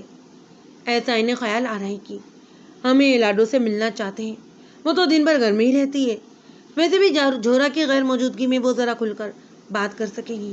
میں نے ایسائی کی تجویز سے اتفاق کرتے ہوئے کہا، ٹھیک ہے، ہم کل دوپہر منظور احمد جھورا کے گھر لاڈو سے ملاقات کرنے چلیں گے۔ اس وقت ہمارے درمیان یہ گفتگو ہو ہی رہی تھی کہ دن کے 2 بجے تھے۔ ہم چاہتے تو اس روز بھی لاڈو کے گھر جا سکتے تھے، پر ایک خاص کام کی بنا پر میں نے کل کا پروگرام بنایا۔ مجھے امید تھی کہ کل دوپہر تلک تافو کوئی نہ کوئی سنسنی خیز اطلاع ضرور لائے گا اور تافو کی معلومات شدہ روشنی میں لاڈو سے زیادہ بہتر انداز میں ملاقات ہو سکتی تھی۔ اس روز رات کو میں جب اپنے سرکاری کوارٹر میں آرام کر رہا تھا تو میرا دن جھورا اور لاڈو ہی کے سلسلے میں الجھا رہا۔ جھورا کے بیان کے مطابق شاہ پور کے خیر دین نے اپنی بیٹی لاڈو صرف 500 روپے کے عوض اس کے حوالے کر دی تھی۔ یہ بات ابھی تک میرے حلق سے نہیں اتری۔ لاڈو جیسی حسین، اور جیسا کہ مجھے پہلے بتایا جا رہا تھا کہ ولیس آئی نے بھی اس بات کی تصدیق کی تھی، ایک کمروں بڈھے کے ساتھ کیسے خوش رہ سکتی ہے؟ جھورا کا یہی دعویٰ تھا کہ لاڈو اس کے ساتھ خوش و خرم زندگی گزار رہی تھی۔ ٹھیک ہے، باپ کے گھر میں لاڈو کی سوتیلی ماں نے اس کا جینا آرام کر رکھا تھا، لیکن اس کا یہ مطلب بھی نہیں تھا کہ وہ ایک جہنم سے نکل کر دوسرے جہنم میں بسیرا کر لیتی۔ اس حوالے سے لاڈو سے بہت سے سوالات پوچھے جا سکتے تھے۔ سونے سے پہلے میں نے یہ بھی فیصلہ کیا کہ جھورا کے بیان کی تصدیق کے لیے میں کل ایک کانسٹیبل موضع شاہپور بھی روانہ کر دوں گا۔ وہاں کے رہائشی افراد سے سنگن لینے کی وہ کوشش کرے گا کہ خیر دین، اس کی بیوی یعنی لاڈو کی سوتیلی ماں اور لاڈو کے درمیان کس قسم کے حالات پیش آئے تھے۔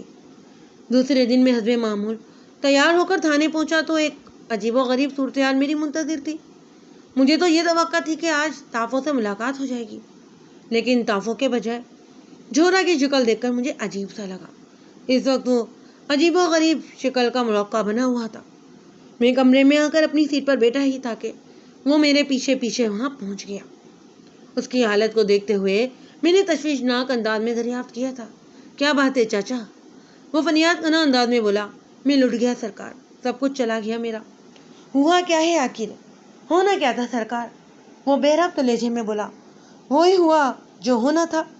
میں نے قدرے سخت لہجے میں سوال کیا، کیا انشنٹ بول رہے ہو؟ کیا ہونا تھا؟ کیا ہو گیا؟ کھل کر بتاؤ۔ حضور، مجھے آپ کی مدد کی ضرورت ہے، وہ سراپا فریادی بن کر بولا۔ میں نے ٹھہرے ہوئے لہجے میں کہا، دیکھو جھورا، اس وقت تک میں تمہاری کوئی مدد نہیں کر سکتا جب تک مجھے تمہاری صورتحال کا پوری طرح علم نہ ہو جائے۔ تم واضح الفاظ میں مجھے بتاؤ کہ کس مصیبت نے تمہارے دروازے پر دستک دے دی ہے۔ مصیبت تو ایک ہی تھی جناب، وہ نمناک لہجے میں بولا، اسی نے میرا گھر خراب کیا ہے۔ میں نے کہا کیا مطلب ہے تمہارا؟ تم گھماؤ پھراؤ سے باز نہیں آؤ گے؟ میں گھماؤ پھراؤ نہیں کر رہا جناب، اور انہوں آواز میں بولا، دراصل میں اس وقت اتنے بڑے صدمے سے گزر رہا ہوں کہ میری متھی ماری گئی ہے۔ میں آپ کو یہ بتانے آیا تھا کہ وہ نامراد تافو اپنی کمینی اور گھٹیا چال چلنے میں کامیاب ہو گیا ہے۔ اب میرے چوکنے کا مقام تھا۔ میں نے جلدی سے پوچھا، تافو نے ایسا کیا کر دیا ہے جورا چاچا؟ اس نے اپنی دھمکی پر عمل کر ڈالا ہے حضور۔ کیا؟ میرا لہجہ حیرت سے بھرپور تھا۔ جی سرکار، جورا دکھی لہجے میں بولا، تافو نے لاڈو کو اغوا کر لیا ہے۔ اب وہ اپنی دھمکی کے مطابق پہلے اس کی عزت خراب کرے گا، پھر قتل کر کے اسے بڑی نہر میں بہا دے گا۔ وہ بولتے بولتے لرزنے لگا۔ کچھ کریں جناب، اگر دیر ہو گئی تو میری دنیا ہی لٹ جائے گی۔ میں کسی کو کیا منہ دکھانے کے قابل بھی نہیں رہوں گا۔ میرا ذہن اس وقت بڑی تیز رفتاری سے کام کر رہا تھا۔ جورا نے جو حالات بیان کیے تھے وہ میری توقع کے برعکس تھے۔ مجھے امید تھی کہ تافو لاڈو کی حرکتوں کے بارے میں مجھے معلومات مہیا کرے گا، اور جورا یہ بتا رہا تھا کہ وہ اس کی نوجوان بیوی کو لے اڑاتا۔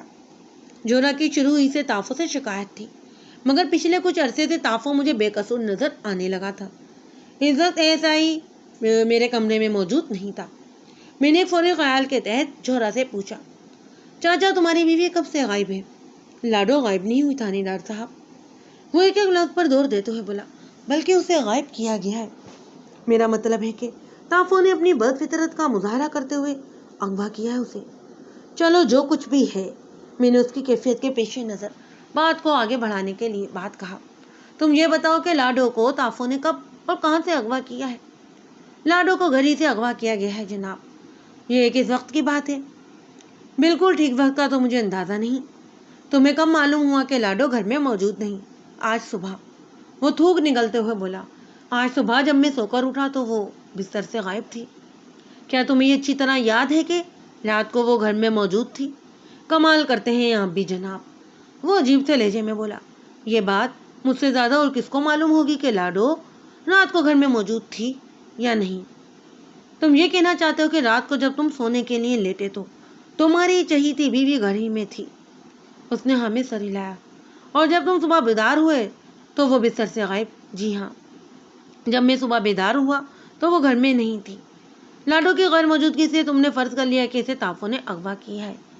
جی تھانے دار صاحب، وہ اپنے الفاظ میں زور بھرتے ہوئے بولا، میں نے فرض نہیں کیا، بلکہ مجھے پورا یقین ہے کہ لاڈو کو تافو ہی نے اغوا کیا ہے۔ اور اس پورے یقین کی کوئی خاص وجہ؟ وہ بولا، سب سے بڑی وجہ تو تافو کی دھمکی ہی ہے، وہی دھمکی جو اس نے تمہاری بیوی لاڈو کو دی تھی۔ جی ہاں، میں اسی دھمکی کی بات کر رہا ہوں، وہ ٹھوس لہجے میں بولا۔ اسی دوران ASI باقر علی بھی وہاں حاضر ہو گیا۔ میں نے مختصر الفاظ میں اسے تمام صورتحال سے آگاہ کیا اور پھر چاچا جورا کی جانب متوجہ ہو گیا۔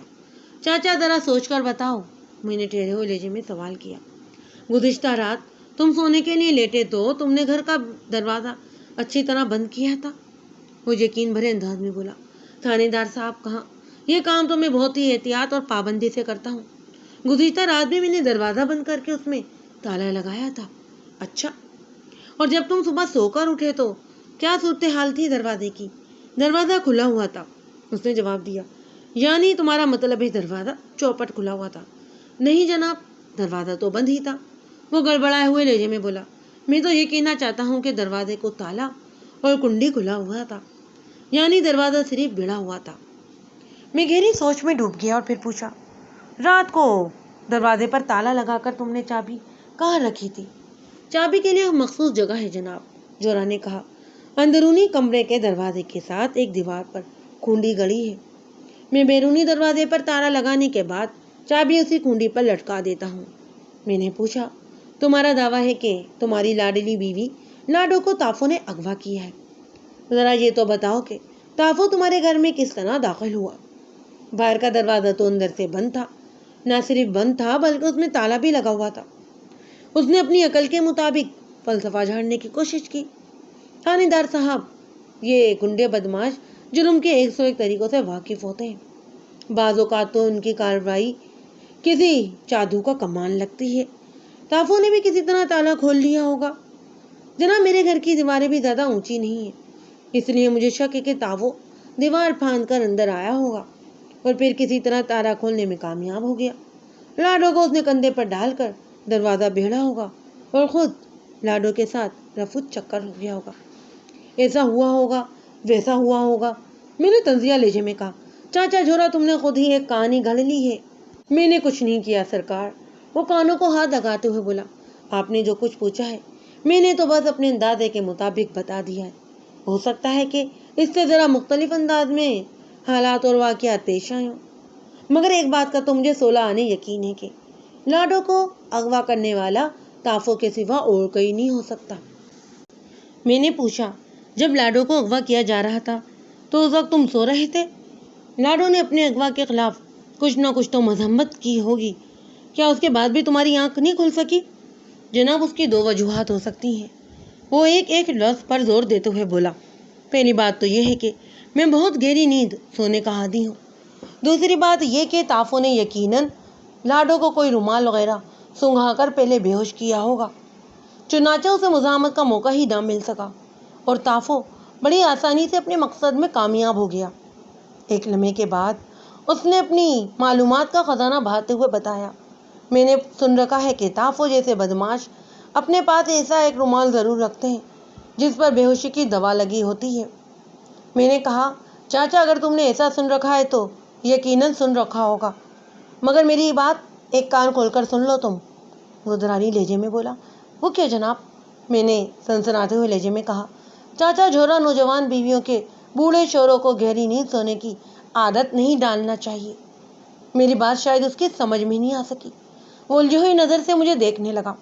میں نے مختلف انداز میں سوال کیا، کیا تم دونوں میاں بیوی اندرونی کمرے میں سوتے تھے؟ اس نے ہمیں گردن ہلاتے ہوئے جواب دیا، جی سرکار۔ میں نے پوچھا، کیا گزشتہ رات اندرونی کمرے کا دروازہ کھلا ہوا تھا؟ اندرونی کمرے کا دروازہ تو ہم کھلا ہی رکھتے ہیں، جھورا نے بتایا۔ میں نے سوال کیا، ذرا سوچ کر بتاؤ، جب تم صبح بیدار ہوئے اور تم نے لاڈو کو گھر میں نہیں پایا تو تمہارے ذہن میں یہ خیال کیوں آیا کہ لاڈو کو تافو نے اغوا کر لیا ہوگا؟ وہ مسکین سی صورت بنا کر بولا، جناب سچی بات تو یہ ہے کہ جب سے مجھے پتہ چلا ہے تافو نے لاڈو کو دھمکی دی ہے، اس وقت سے میرے دل کو دھڑکا لگا ہوا تھا اور میں بہت زیادہ پریشان ہو گیا تھا۔ تافو جیسے گنڈوں سے کسی بھی قسم کی گھٹیا کارروائی کی توقع کی جا سکتی ہے۔ یہی وجہ ہے کہ جب آج صبح میں نے لاڈو کو بستر پر نہ پایا تو فوری طور پر میرا دھیان تافو ہی کی طرف گیا تھا۔ چاچا جھورا، کیا بیرونی دروازے کی چابی، میرا مطلب ہے دروازے کے تالے کی چابی بھی غائب ہے؟ وہ نفی میں سر ہلاتے ہوئے بولا۔ تھانے دار صاحب، تافو نے اپنی بہت ہی ہوشیاری سے کام دکھایا ہے، چابی سے تالا کھولنے کے بعد اس نے واپس اسی جگہ رکھ دیا ہے۔ یعنی تم یہ کہنا چاہتے ہو کہ چابی کنڈی پر لٹکی ہوئی ہے؟ میں نے پوچھا۔ اس نے ہمیں گردن ہلا دی۔ چاچا جھورا ہر بات کا اختتام اس شک پر کرتا تھا کہ اس کی بیوی کو تافو نے اغوا کر لیا تھا۔ میں نے اسے ایسا کرنے سے نہیں روکا، یہ اس کا نقطہ نظر تھا۔ کچھ دیر سوچ بچار کرنے کے بعد میں نے اسے سوال کیا، چاچا جھورا، آج صبح تم کتنے بجے سو کر اٹھے تھے؟ تقریباً 8 بجے سرکار، اس نے جواب دیا۔ کیا تم روزانہ ہی 8 بجے بیدار ہو جاتے ہو؟ میں نے پوچھا۔ وہ نفی میں گردن جھٹکتے ہوئے بولا، جناب میں تو فجر کی اذان کے ساتھ ہی اٹھنے کا عادی ہوں۔ نماز پڑھنے کے بعد میں ناشتہ کرتا ہوں اور پھر تھوڑی دیر بعد رزق کی تلاش میں سائیکل پر کپڑوں کے تھان لاد کر گھر سے نکل جاتا ہوں۔ یہ بھی ایک خلاف معمول بات تھی، 5-6 بجے بیدار ہونے والا شخص 8 بجے کیسے اٹھا تھا؟ میں نے پوچھا، چاچا جھورا، کیا تم نے اپنے طور پر لاڈو کو کہیں تلاش کیا ہے یا سیدھے سادے تھانے ہی چلے آئے ہو؟ میں سیدھا آپ ہی کے پاس آیا ہوں۔ میں نے کہا، تم کچھ دیر اس کا انتظار ہی کر لیتے، ہو سکتا ہے کہ وہ تمہیں سوتا ہوا چھوڑ کر کسی کام کے لیے گھر سے باہر چلی گئی ہو اور ممکن ہے کہ اب تک واپس بھی آ چکی ہو۔ ایسا پہلے کبھی نہیں ہوا۔ پھر تافو کی طرف سے بھی مسلسل یہ اندیشہ مجھے لاحق تھا، اسی لیے میں فوراً آپ کے پاس چلا آیا ہوں۔ چلو تم نے جو بھی کیا اچھا ہی کیا، میں نے کہا۔ میں بھی جا کر جائے وقوع کا جائزہ لیتا ہوں۔ تم گھبراؤ نہیں، ٹھیک ہو جائے گا سب۔ تمہاری بیوی کو اگر تافو نے اغوا کیا ہے تو میں جلد از جلد اسے بازیاب کروا لوں گا۔ میں نے جھورا کو تھانے کے برآمدے میں بٹھا دیا اور خود SI باقر علی کے ساتھ تازہ ترین صورتحال پر تبادلہ خیال کرنے لگا۔ ہمارے درمیان 15-20 منٹ تک نہایت اہم گفتگو ہوئی۔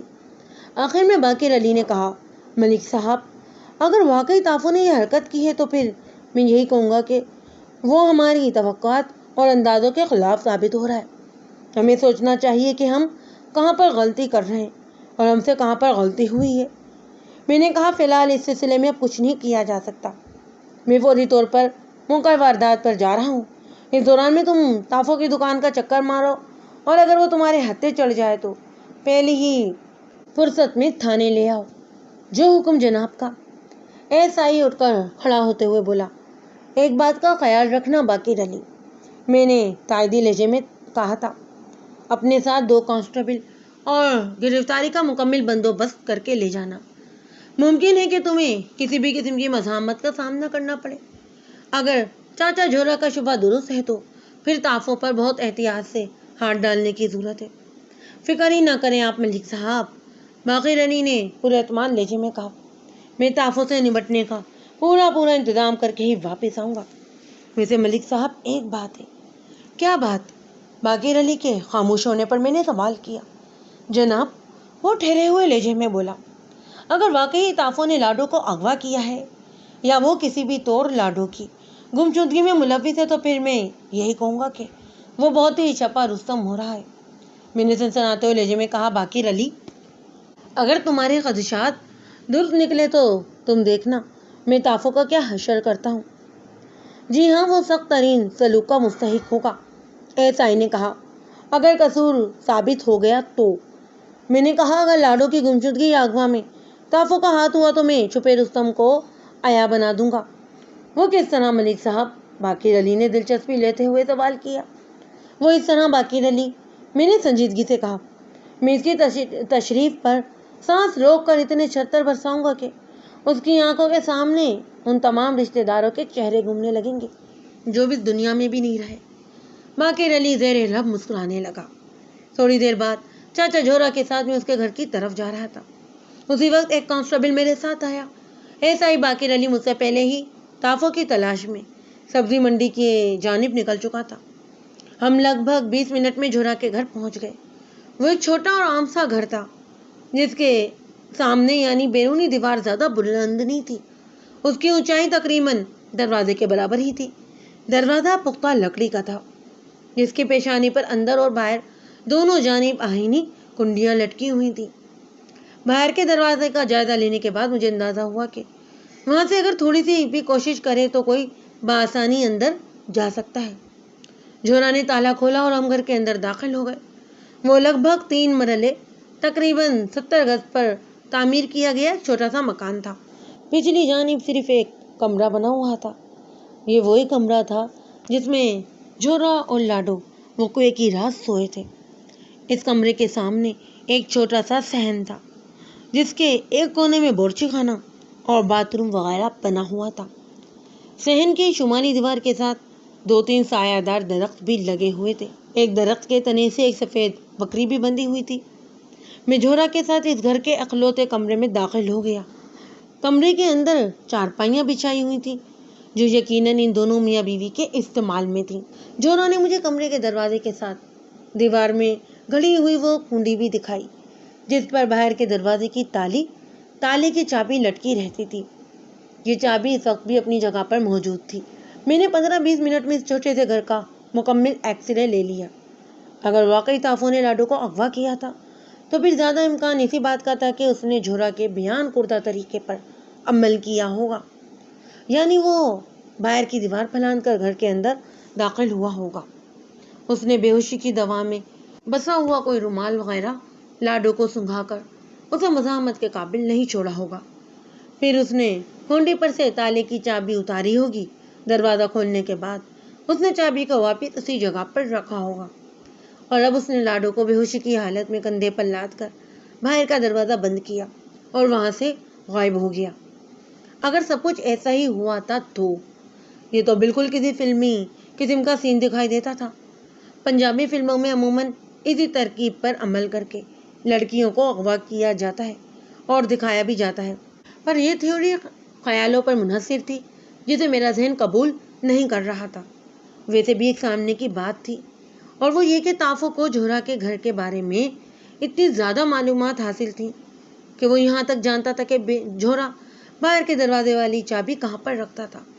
اس حد تک معلومات تو وہی شخص رکھ سکتا تھا جو گھر کا بھیدی ہو۔ میری اب تک کی معلومات کے مطابق تافو اس گھر کا بھیدی نہیں ہو سکتا تھا۔ ان حالات میں میرا ایک ہی طرف دھیان جاتا تھا، ممکن ہے تافو نے یہ معلومات کسی اور شخص کے ذریعے حاصل کی ہوں۔ اس قیاس میں بھی جان نظر آتی تھی، لیکن فی الحال جاسوس شخص کا سراغ لگانے کا کوئی ذریعہ میرے پاس نہیں تھا۔ میں نے چاچا جوہرا کو تسلی دی کہ میں بہت جلد اس کے لاڈو کو برآمد کروا لوں گا۔ پھر میں اس کے گھر سے نکل آیا۔ ایک بات میں واضح کرتا چلوں کہ جوہرا کے گھر سے مجھے اس قسم کے کوئی آثار نہیں ملے جس سے یہ اندازہ لگایا جا سکتا کہ لاڈو کو تافو نے ہی غائب کیا تھا۔ میں جوہرا کے گھر سے باہر آیا تو وہ پیچھے ہی میرے آ گیا اور منت آمیز لہجے میں بولا، تھانے دار صاحب، میری لاڈو مل تو جائے گی نا؟ ضرور ملے گی چاچا، میں نے تسلی آمیز لہجے میں کہا۔ تم اپنے گھر میں آرام کرو، میں ابھی سے اپنی کارروائی کا آغاز کرتا ہوں۔ وہ نفرت آمیز لہجے میں بولا، آپ سب سے پہلے تافو کو گرفتار کر لیں۔ میں نے کہا، تم فکر نہ کرو، میں نے تافو کی گرفتاری کے لیے بندے بھیج دیے ہیں۔ وہ میری بات سن کر قدرے مطمئن نظر آنے لگا۔ میں نے کہا، مجھے جیسے ہی لاڈو کے بارے میں کچھ معلوم ہوا میں تم تک اس کی اطلاع پہنچا دوں گا۔ وہ بار بار میرا شکریہ ادا کرنے لگا۔ میں اور کانسٹیبل اس وقت سرکاری وردی میں تھے۔ محلے والوں کو پتہ چل چکا تھا کہ چاچا جوہرا کے گھر پولیس آئی ہے۔ کچھ افراد گلی میں جمع تھے اور متجس نظروں سے ہمیں دیکھ رہے تھے۔ ان کی نگاہوں سے میں نے اندازہ لگایا کہ ابھی تک انہیں لاڈو کی گمشدگی کا پتہ نہیں چلا تھا۔ میں نے اپنے اندازے کے مطابق تصدیق کے لیے جوہرا سے پوچھا، چاچا، کیا تمہارے محلے والوں کو خبر ہو چکی ہے کہ تمہاری بیوی غائب ہو گئی ہے؟ وہ گلی میں موجود افراد کو سرحد سیما نظروں سے دیکھتے ہوئے بولا، جناب، میں نے کسی کو نہیں بتایا، اس لیے میرا خیال ہے کہ وہ لاڈو کے اغوا سے ابھی واقف نہیں۔ یہ الفاظ اس نے نہایت ہی دھیمی آواز میں ادا کیے، جیسے اسے ڈر ہو کہ وہاں موجود افراد سن نہ لیں۔ میں نے سمجھانے والے انداز میں کہا، یہ تم نے بہت اچھا کیا ہے چاچا۔ پھر نصیحت آمیز لہجے میں کہا، فی الحال تم اس سلسلے میں اپنی زبان بند ہی رکھو۔ وہ سہمی ہوئی نظروں سے وہاں موجود افراد کو دیکھتے ہوئے نیچی آواز میں بولا تھا، تھانے دار صاحب، ان لوگوں نے میرے گھر کے سامنے پولیس کو دیکھ لیا ہے اور اب یہ مجھ سے طرح طرح کے سوالات کریں گے۔ میں نے کہا، یہ تو بالکل فطری رد عمل ہوگا ان کا، پھر میں کیا کروں؟ وہ تشویش بھری نظروں سے مجھے دیکھتے ہوئے بولا، میں ان کے سوالوں سے خود کو کیسے بچاؤں جناب؟ اس کی ایک ترکیب سوچی جا سکتی ہے۔ میں نے کچھ سوچتے ہوئے کہا، تم ابھی اپنے گھر کو تالا لگاؤ اور ہمارے ساتھ ہی تھانے چلو۔ مگر اس میں بھی ایک قباحت ہے۔ وہ کیا تھانے دار صاحب؟ وہ قدرے پریشان ہو گیا۔ میں نے کہا، جب تم ہمارے ساتھ رخصت ہوگے تو یہی لوگ تمہارے بارے میں چامگوئیاں کریں گے۔ انہیں سب سے پہلے یہی خیال آئے گا کہ ہم تمہیں گرفتار کر کے اپنے ساتھ لے جا رہے ہیں۔ مصیبت ہی مصیبت ہے ہر طرف سے۔ وہ روان سا ہو گیا۔ دراصل میں یہ چاہتا تھا کہ فی الوقت لاڈو کے اغوا یا گمشدگی کی خبر عام نہ ہو، اس سے لاڈو کی تلاش میں رکاوٹ پیدا ہو سکتی تھی۔ اس کے علاوہ یہ بات بھی میرے پیش نظر تھی کہ جب تک یہ تصدیق نہ ہو جائے کہ لاڈو کو واقعی اغوا کیا گیا ہے، اس وقت تک اس خبر کو خفیہ ہی رکھا جائے، کیونکہ اس صورت میں بھی جوہرا کی بے عزتی کا سامنا ہی ہوتا۔ لوگ تو پہلے ہی اس کے بارے میں اس کی بیوی کے متعلق طرح طرح کی باتیں بنا رہے تھے۔ اگر ان کے کانوں تک لاڈو کے اغوا کی اطلاع پہنچ جاتی تو جوہرا تماشا بن کر رہ جاتا، اس کی عزت خاک میں مل جانی تھی۔ لیکن کوئی درجن بھر افراد کو گلی میں جمع دیکھ کر مجھے محسوس ہوا کہ عوام کے تجسس پر پردہ نہیں ڈالا جا سکتا۔ لہذا میں نے جوہرا کو ہدایت کی، چاچا جوہرا، میری بات غور سے سنو۔ میں نے سرگوشی والے انداز میں کہا، جو واقعہ ہونا تھا ہو چکا۔ یہ لوگ کسی بھی صورت تمہارا پیچھا نہیں چھوڑیں گے، طرح طرح کے سوالات کر کے تمہارا جینا حرام کر دیں گے۔ بہتر یہی ہے کہ انہیں صورتحال سے آگاہ کر دیا جائے۔ میرے لیے تو یہ کام بہت ہی مشکل ہے۔ وہ کمزور سی آواز میں بولا، یہ سب تو پہلے ہی شکزدہ نظروں سے مجھے دیکھتے ہیں۔ اب انہیں لاڈو کی گمشدگی کا پتہ چلے گا تو میں ان کے لیے مذاق کا نشانہ بنوں گا۔ وہ ایسے طنزیہ جملے کسیں گے کہ میں کسی کو منہ دکھانے کے قابل ہی نہیں رہوں گا۔ فکر نہ کرو تم، میں نے اس کے کندھے پر ہاتھ رکھتے ہوئے کہا، تمہاری یہ مشکل میں آسان کر دیتا ہوں۔ میں منظور احمد چاچا جوہرا کی نازک پوزیشن کو اچھی طرح سمجھ رہا تھا۔ بڑھاپے میں جوان لڑکی سے شادی کر کے وہ لوگوں کے لیے تفریح کا سامان بن گیا۔ میں نے وہاں موجود چھوٹے سے مجمع پر نگاہ ڈالی۔ اسی وقت مجمع سے ایک شخص آگے بڑھ آیا۔ وہ اپنی وضع قطع و لباس سے ایک معتبر شخص دکھائی دیتا۔ اس نے مجھے سلام کیا اور نہایت ہی مودمانہ لہجے میں بولا تھا، تھانے دار صاحب، جوہرا کے ساتھ کوئی مسئلہ ہو گیا ہے کیا؟ ہاں، ایک گمبھیر مسئلہ پیدا ہو گیا ہے، میں نے جواباً بتایا۔ چاچا جوہرا کی بیوی کو کسی نے غائب کر دیا ہے۔ اوہ! اس معزز صورت شخص کے ہونٹوں سے افسوسناک سانس نکلی۔ مجمع میں موجود کسی اور شخص نے کہا، یہ تو ایک دن ہونا ہی تھا۔ اسی وقت ایک پختہ عمر کی عورت سامنے آئی اور اس نے جوہرا سے سوال کیا، کیوں چاچا، کس نے تمہاری لاڈو کو غائب کر دیا ہے؟ تافو نے میری بیوی کو غائب کیا ہے جیواں، جیواں نے تبصرہ کرنے والے انداز میں کہا۔ تافو جیسے لفنگے سے کسی ایسی ہی حرکت کی توقع کی جا سکتی تھی۔ بدماش بدماشی نہیں کرے گا تو اور کیا کرے گا؟ میں نے تو تمہیں پہلے ہی سمجھا دیا تھا کہ جوہرا۔ معنی خیز انداز میں جیواں نے اپنا جملہ ادھورا چھوڑ دیا۔ جس شخص نے پہلے کہا تھا، یہ تو ایک دن ہونا ہی تھا، وہ جیوا سے مخاطب ہوتے ہوئے بولا، ماسی، تم نے چاچا جوہرا کو تو سمجھا دیا تھا، کیا کبھی لاڈو کو بھی سمجھانے کی کوشش کی تھی؟ جوہرا کی بانسبت لاڈو کو زیادہ نصیحت کی ضرورت تھی۔ اس شخص کا انداز طنز میں بجھا ہوا تھا۔ میں نے جلد محسوس کر لیا کہ لوگوں کی عمومی رائے دونوں میاں بیوی کے بارے میں کوئی زیادہ اچھی نہیں تھی۔ جیوا نامی وہ پختہ عمر عورت محلے دار تھی۔ ایسے کردار بہت معلومات افزا ہوتے ہیں۔ دایا، نائی اور کسائی وغیرہ ایک طرح سے محلے کا ٹروپیڈیا ہوتے ہیں۔ میں نے اپنی پیشہ ورانہ زندگی میں بعض پیچیدہ کیسوں کے سلسلے میں ان کرداروں سے بھی بہت کام لیا تھا۔ میں نے فوری طور پر فیصلہ لیا کہ میں ماسی جیوا سے تفصیلی انٹرویو کروں گا۔ اس کے علاوہ 2 افراد بھی اور مفید ثابت ہو سکتے تھے جنہوں نے لاڈو کی گمشدگی کی خبر سن کر اپنے اپنے خیالات کا اظہار کیا۔ یہ سب لوگ لاڈو، جوہرا اور تافو کو مجھ سے زیادہ اچھی طرح جانتے تھے۔ ان کے بیانات میرے لیے خاصے مفید ثابت ہو سکتے تھے۔ میں نے ماسی کو مخاطب کرتے ہوئے کہا، ماسی، تم اس محلے کی دائی اماں ہو، ہر گھر کی کہانیاں تمہارے ذہن میں محفوظ ہوں گی۔ میں تم سے ایک تفصیلی ملاقات کرنا چاہتا ہوں۔ سرکار، حکم کریں آپ، میں حاضر ہو جاؤں گی جب آپ بلائیں گے۔ اس نے بڑی ہی فرما برداری سے کہا تھا۔ میں تو یہی چاہتا تھا کہ جلد از جلد اس سے معلومات حاصل کر لوں، مگر اس وقت مجھے پہلی فرصت میں تھانے پہنچنا تھا۔ ایسا ہی تافو کو گرفتار کرنے گیا ہوا تھا۔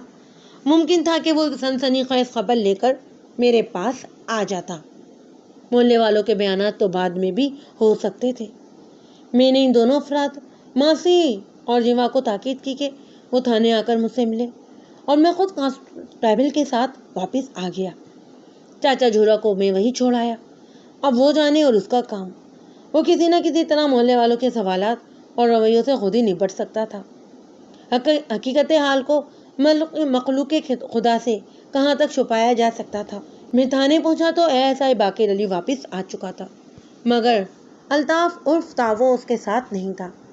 میرے سوال پر باقر علی نے بتایا، ملک صاحب، اس کی دکان تو بند پڑی ہے، وہ غائب ہے۔ میں نے معنی خیز لہجے میں کہا، گویا اس کیس کی کڑیاں آپس میں ملنا شروع ہو گئی ہیں۔ کیا تم نے معلوم کیا ہے کہ تافو نے آج دکان کیوں نہیں کھولی؟ جی ملک صاحب، اس نے ہمیں گردن ہلائی۔ مجھے پتا چلا ہے کہ وہ کل ہی سے غائب ہے۔ کل شام کے بعد سے اسے کسی نے محلے میں ہی نہیں دیکھا۔ غالباً وہ اپنے کسی دوست کے پاس گیا ہوا ہے۔ یہ کیسے معلوم ہوا ہے کہ وہ اپنے کسی دوست کے پاس گیا ہے؟ میں نے کہا، کیا تم اس کے گھر گئے تھے؟ ASI نے کہا، ملک صاحب، تافو گھر جیسی نعمت سے محروم ہے۔ کیا مطلب ہے تمہارا باقر علی؟ میں نے پوچھا۔ وہ بولا، جناب، تافو شرح شاٹ آدمی ہے، اور ویسے بھی یہ گنڈے بدماش قسم کے لوگ غر وغیرہ کا روگ نہیں پالتے۔ پھر کہاں رہتا ہے وہ؟ ASI نے بتایا، اس نے اپنے چارے کی دکان کے اوپر ہی ایک مچان نما آرام گاہ بنا رکھی ہے، رات کو وہیں پڑھ کر سویا رہتا ہے۔ کیا یہ ساری معلومات تم نے ابھی حاصل کی ہیں یا پہلے سے ہی جانتے تھے تم؟ میں نے کہا، اور ابھی تم نے یہ بھی نہیں بتایا کہ تافو اپنے کسی دوست سے ملنے گیا تھا اور کب گیا تھا۔ مجھے یہ تمام باتیں تافو کے ملازم نواز سے پتہ چلی ہیں۔ ASI نے جواب دیا، میں اسے اپنے ساتھ تھانے لے آیا ہوں، اب آپ خود اس کا انٹرویو کر لیں۔ اور یہ بھی معلوم کر لیں کہ وہ کہاں اور کس دوست کے پاس گیا ہے۔ پھر ایس آئی نے برآمدے میں چوبی بینچ پر بیٹھے ہوئے نواز کو کمرے میں بلا لیا۔ میں نے تافو کے ملازم کو گہری نظر سے دیکھا۔ وہ 26-27 سال کا ایک عامتی صحت کا مالک شخص تھا۔ صورت ملازموں جیسی ہی تھی۔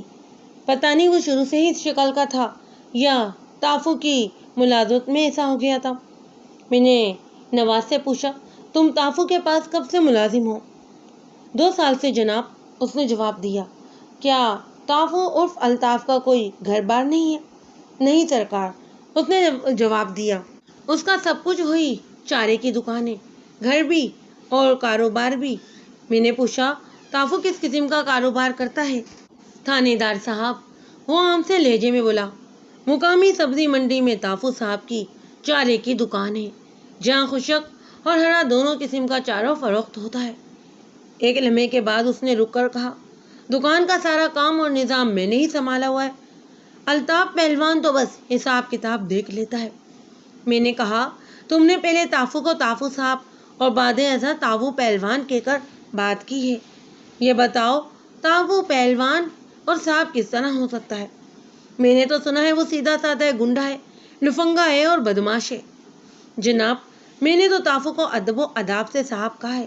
وہ بولا، پہلوان کے حوالے سے مشہور ہے کہ وہ کسی زمانے میں اکھاڑے میں پہلوانی کرتا تھا، مگر اب تو، میں نے قطع کلامی کرتے ہوئے کہا، مگر اب تو وہ صرف بدماشی کرتا ہے۔ یہی بات ہے نا مائی باپ، آپ اس علاقے کے تھانے دار ہیں، آپ زیادہ بہتر جانتے ہوں گے۔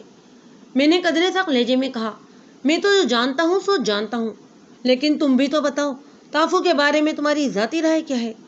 تھانے دار صاحب، وہ ہاتھ جوڑتے ہوئے بولا، میں تو ملازم آدمی ہوں، اپنے مالک کے بارے میں ایسی ویسی بات کیسے کہہ سکتا ہوں؟ میں نے اسے تیز نظروں سے گھورا اور کہا، تم تو شاید تافو کے بارے میں ایسی ویسی بات نہیں کر سکتے، مگر میں تمہیں حقائق کے جرم میں اندر کر سکتا ہوں۔ وہ خوفزدہ ہو گیا، سہمے ہوئے لہجے میں بولا، میں نے کن حقائق کی پردہ پوشی کی ہے جناب؟ تم تافو کی حقیقت کو چھپانے کی کوشش کر رہے ہو۔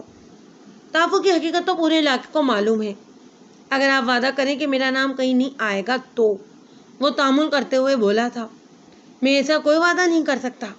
میں نے اس کی بات کاٹ دی اور کہا، تم تافو کی بدماشی اور غنڈہ گردی کا اعتراف کرو یا نہ کرو، مگر یہ تمہیں ضرور بتانا ہوگا کہ وہ کل شام سے کہاں پر غائب ہو گیا ہے۔ ایک لمحے کے توقف سے بعد میں نے اس پر یہ واضح کیا، اور یہ سب ذہن میں رکھنا کہ ایس آئی کی زبانی مجھے سب کچھ معلوم ہو چکا ہے۔ وہ سادہ سے لہجے میں بولا، میں نے جو کچھ ایس آئی صاحب کو بتایا ہے وہی میں آپ کو بھی بتا دوں گا۔ تافو نے کل شام دکان بند کرنے سے پہلے مجھ سے یہی کہا تھا کہ وہ کسی دوست سے ملنے لاہور جا رہا ہے۔ اس کے لاہوری دوست کا نام کیا ہے؟ محبوب الہی، نواز نے جواب دیا۔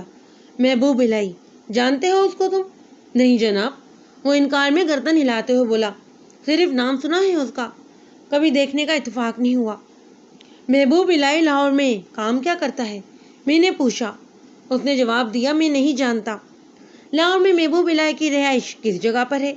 مجھے اس بارے میں بھی کچھ نہیں معلوم، وہ زج ہوتے ہوئے بولا۔ میں نے عرض کیا ہے، تافو کی زبانی بس میں نے محبوب الہی کا نام ہی سنا ہے۔ میں نے پوچھا، تمہیں یہ تو معلوم ہی ہوگا کہ تافو لاہور سے کب واپس آئے گا؟ وہ کل واپس آنے کا کہہ کر گیا تھا، نواز نے جواب دیا۔ میں نے ذرا مختلف انداز میں سوال کیا، ایس آئی کی زبانی مجھے معلوم ہوا ہے کہ آج تافو کی چارے والی دکان بند تھی، اس کی کوئی خاص وجہ ہے؟ ایک لمحے کو رک کر میں نے اپنے سوال کا مقصد اس پر واضح کیا۔ میں یہ بات اس لیے پوچھ رہا ہوں کہ تم نے کہا ہے کہ دکان کا نظام تمہارے ہاتھ میں ہے۔ کوئی خاص وجہ نہیں تھی جناب، وہ سادہ سے لہجے میں بولا۔ میں نے تافو سے خود آج کی چھٹی لے لی تھی۔ جب مجھے معلوم ہوا کہ وہ ایک دن کے لیے شہر سے باہر جا رہا ہے تو میں نے اس موقع کو غنیمت جانا اور اپنے ذاتی کام نپٹانے کے لیے آج دکان بند رکھنے کی اجازت حاصل کر لی، مگر آپ کے ایس آئی صاحب مجھے پکڑ کر یہاں لے آئے ہیں، اب میرے ضروری کام تو دھرے کے دھرے رہ جائیں گے۔ بات ختم کرتے ہی اس نے برا سا منہ بنایا۔ میں نے کہا، فکر نہ کرو، تمہیں یہاں صرف پوچھ گچھ کے لیے بلایا گیا ہے، ہم تمہیں یہاں مستقل رکھنے کا ارادہ نہیں رکھتے۔ اگر تم میرے سوالوں کے ٹھیک ٹھیک جواب دو گے تو تمہیں جانے کی جلد اجازت مل جائے گی۔ میں نے اب تک آپ کے ہر سوال کا بالکل سوالانہ درست جواب دیا ہے تھانے دار صاحب۔ وہ ٹھہرے ہوئے لہجے میں بولا، اگر آپ کی پوچھ گچھ مکمل ہو چکی ہے تو مجھے جانے کی اجازت دے دیں۔ آدھا دن تو نکل ہی گیا ہے،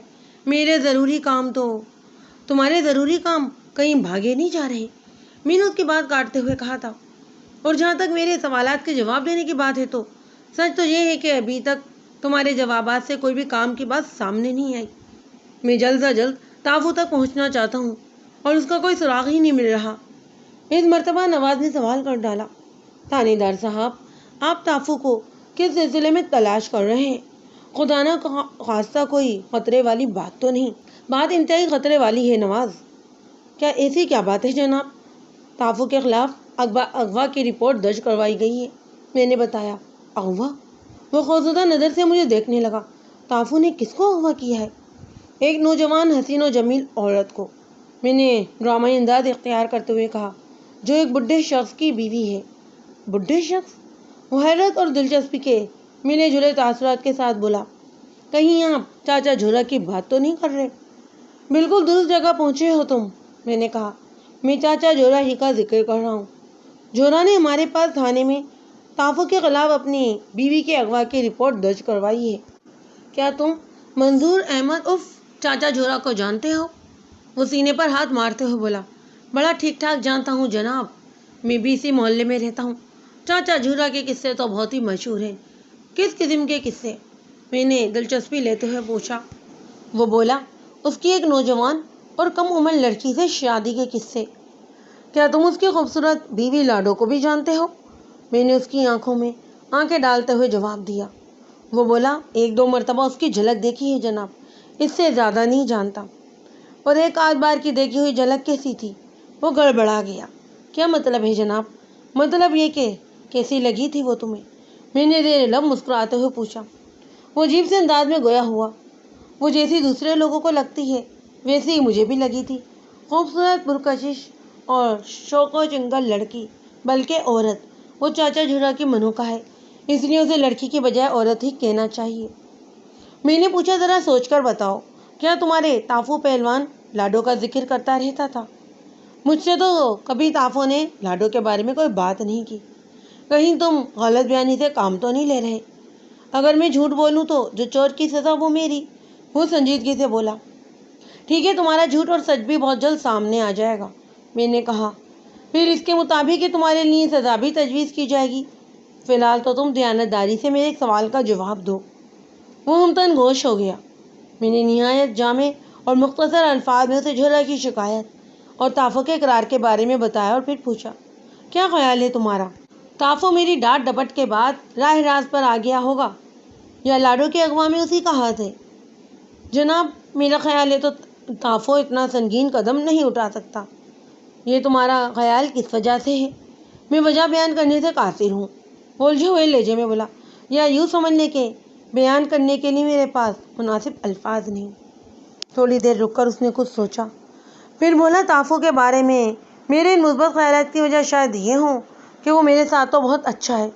وہ چھوٹی موٹی بدماشی تو کرتا رہتا ہے، مگر کسی عورت کا اغوا مجھے یقین نہیں آ رہا۔ میں تمہیں بتا چکا ہوں کہ لاڈو کو تنگ کرنے کے حوالے سے چاچا جھولا نے مجھ سے تافو کی شکایت کی، اور پوچھ گچھ کے نتیجے میں تافو نے اپنی حرکات کا اعتراف بھی کر لیا۔ میں نے نواز کو گھسنے کی کوشش کی، کیا ان حالات میں ہمارا شک تافو پر نہیں جانا چاہیے؟ جبکہ کچھ روز پہلے جھولا کے بقول وہ لاڈو کو اغوا کی دھمکی بھی دے چکا تھا۔ وہ بولا، جناب، میری تو کچھ سمجھ میں ہی نہیں آ رہا۔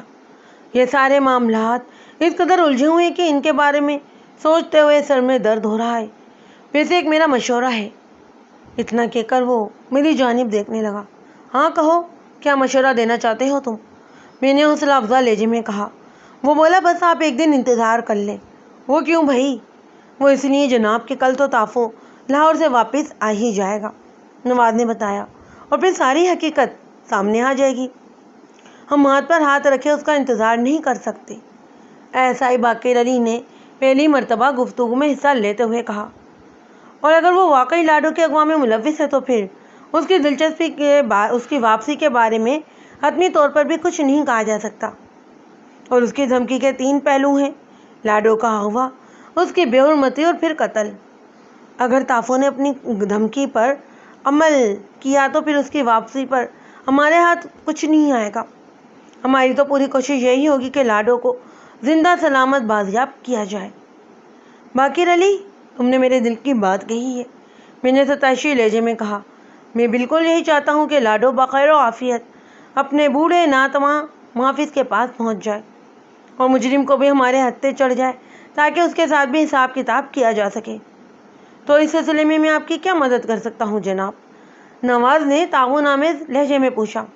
شاباش، میں نے توصیفی لہجے میں کہا، یہ کی ہے تم نے کام کی بات، تم یقیناً ہماری مدد کر سکتے ہو۔ آپ حکم کریں جناب، وہ بولا۔ مجھ سے جو کچھ ہو سکا میں ضرور کروں گا۔ سب سے پہلے تم یہ سراغ لگاؤ کہ تافو لاہور میں کہاں گیا ہے، میں نے کہا۔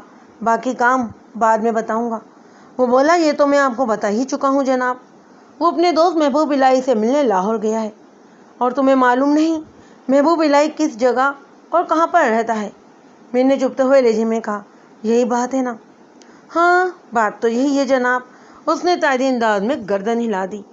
نواز سنو، میں نے ٹھہرے ہوئے لہجے میں اسے مخاطب کیا، یہ ضروری نہیں کہ تافو لاہور ہی گیا ہو، ممکن ہے اس نے تمہارے سامنے جھوٹ بولا ہو، وہ لاہور کا بتا کر کہیں اور نکل گیا ہو۔ لاڈو کے اغوا کی صورت میں تو جھوٹ سے ہی کام لے گا وہ، اور بالفرض اگر وہ لاہور ہی گیا ہے اپنے دوست محبوب الہی سے ملنے، تو اس صورت میں تمہیں محبوب الہی کا پتہ اور ٹھکانہ کھوجنا ہوگا۔ یہ کام میں کیسے کر سکتا ہوں جناب؟ وہ الجھن زدہ لہجے میں پوچھنے لگا۔ میں نے کہا، کام تو تمہیں ہی کرنا ہوگا، طریقہ میں بتاؤں گا۔ وہ بری توجہ سے مجھے دیکھنے لگا۔ بتائیے جناب، میں نے کہا۔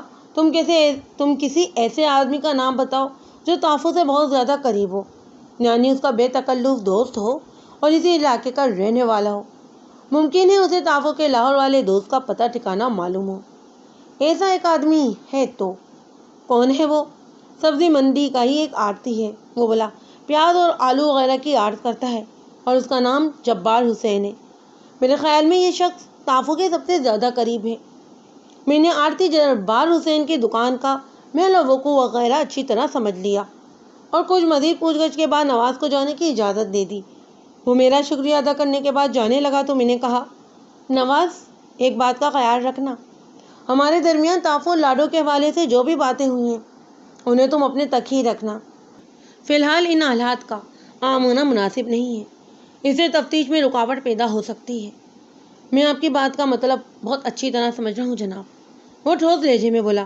آپ اس سلسلے میں بالکل بے فکر اور مطمئن ہو جائیں، نواز کے سینے میں بہت جگہ ہے، میں آپ کو شکایت کا موقع نہیں دوں گا۔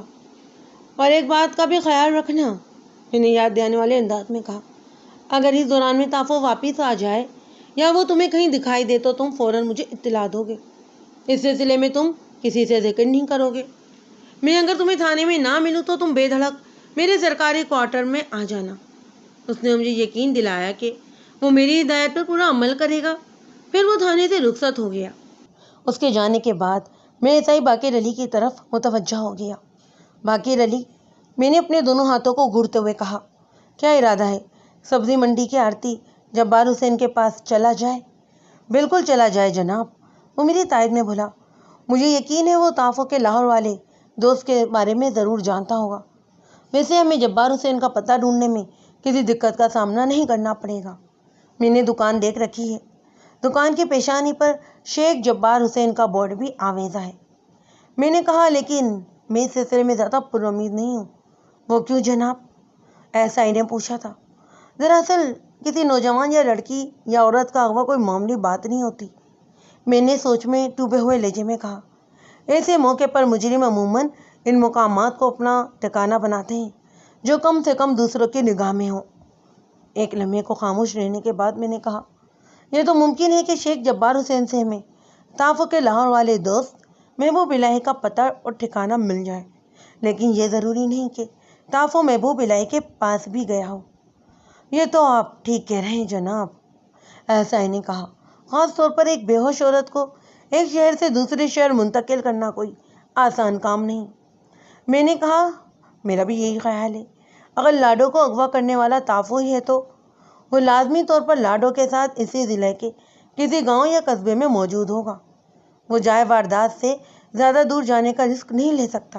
دل کو لگ رہی ہیں آپ کی باتیں، باقر علی نے کہا۔ خیر، جبار حسین سے تو ملاقات کر لیں گے ہم، دیکھیں اس کے بعد کیا صورتحال سامنے آتی ہے۔ آدھے گھنٹے کے بعد ہم دونوں تھانے سے نکل آئے۔ سبزی منڈی تھانے سے زیادہ دور نہیں تھی، کچھ ہی فاصلہ تھا، اور یہ فاصلہ ہم نے پیدل طے کرتے ہوئے طے کیا اور سبزی منڈی کے سامنے پہنچ گئے۔ منڈی کے داخلی دروازے کے پاس پہنچ کر ایسا ہی باقر علی نے کہا، ملک صاحب، تافو تو ایک سزا یافتہ گنڈا ہے، دیکھیے اس کا دوست شیخ جبار بھی کس کماش کا آدمی ہے۔ عموماً تو یہی دیکھنے میں آیا ہے کہ اچھے کے اچھے دوست اور برے کے برے دوست ہوتے ہیں، میں نے کہا، مگر اس کو کوئی حتمی فارمولہ نہیں بنا سکتے۔ ہم آپس میں باتیں کرتے ہوئے شیخ جبار کے سر پر پہنچ گئے۔ ہم اس وقت اپنی سرکاری وردی میں تھے، اس لیے ہمیں ہاتھوں ہاتھ لیا گیا۔ جبار حسین کی عمر لگ بھگ 50 سال تھی۔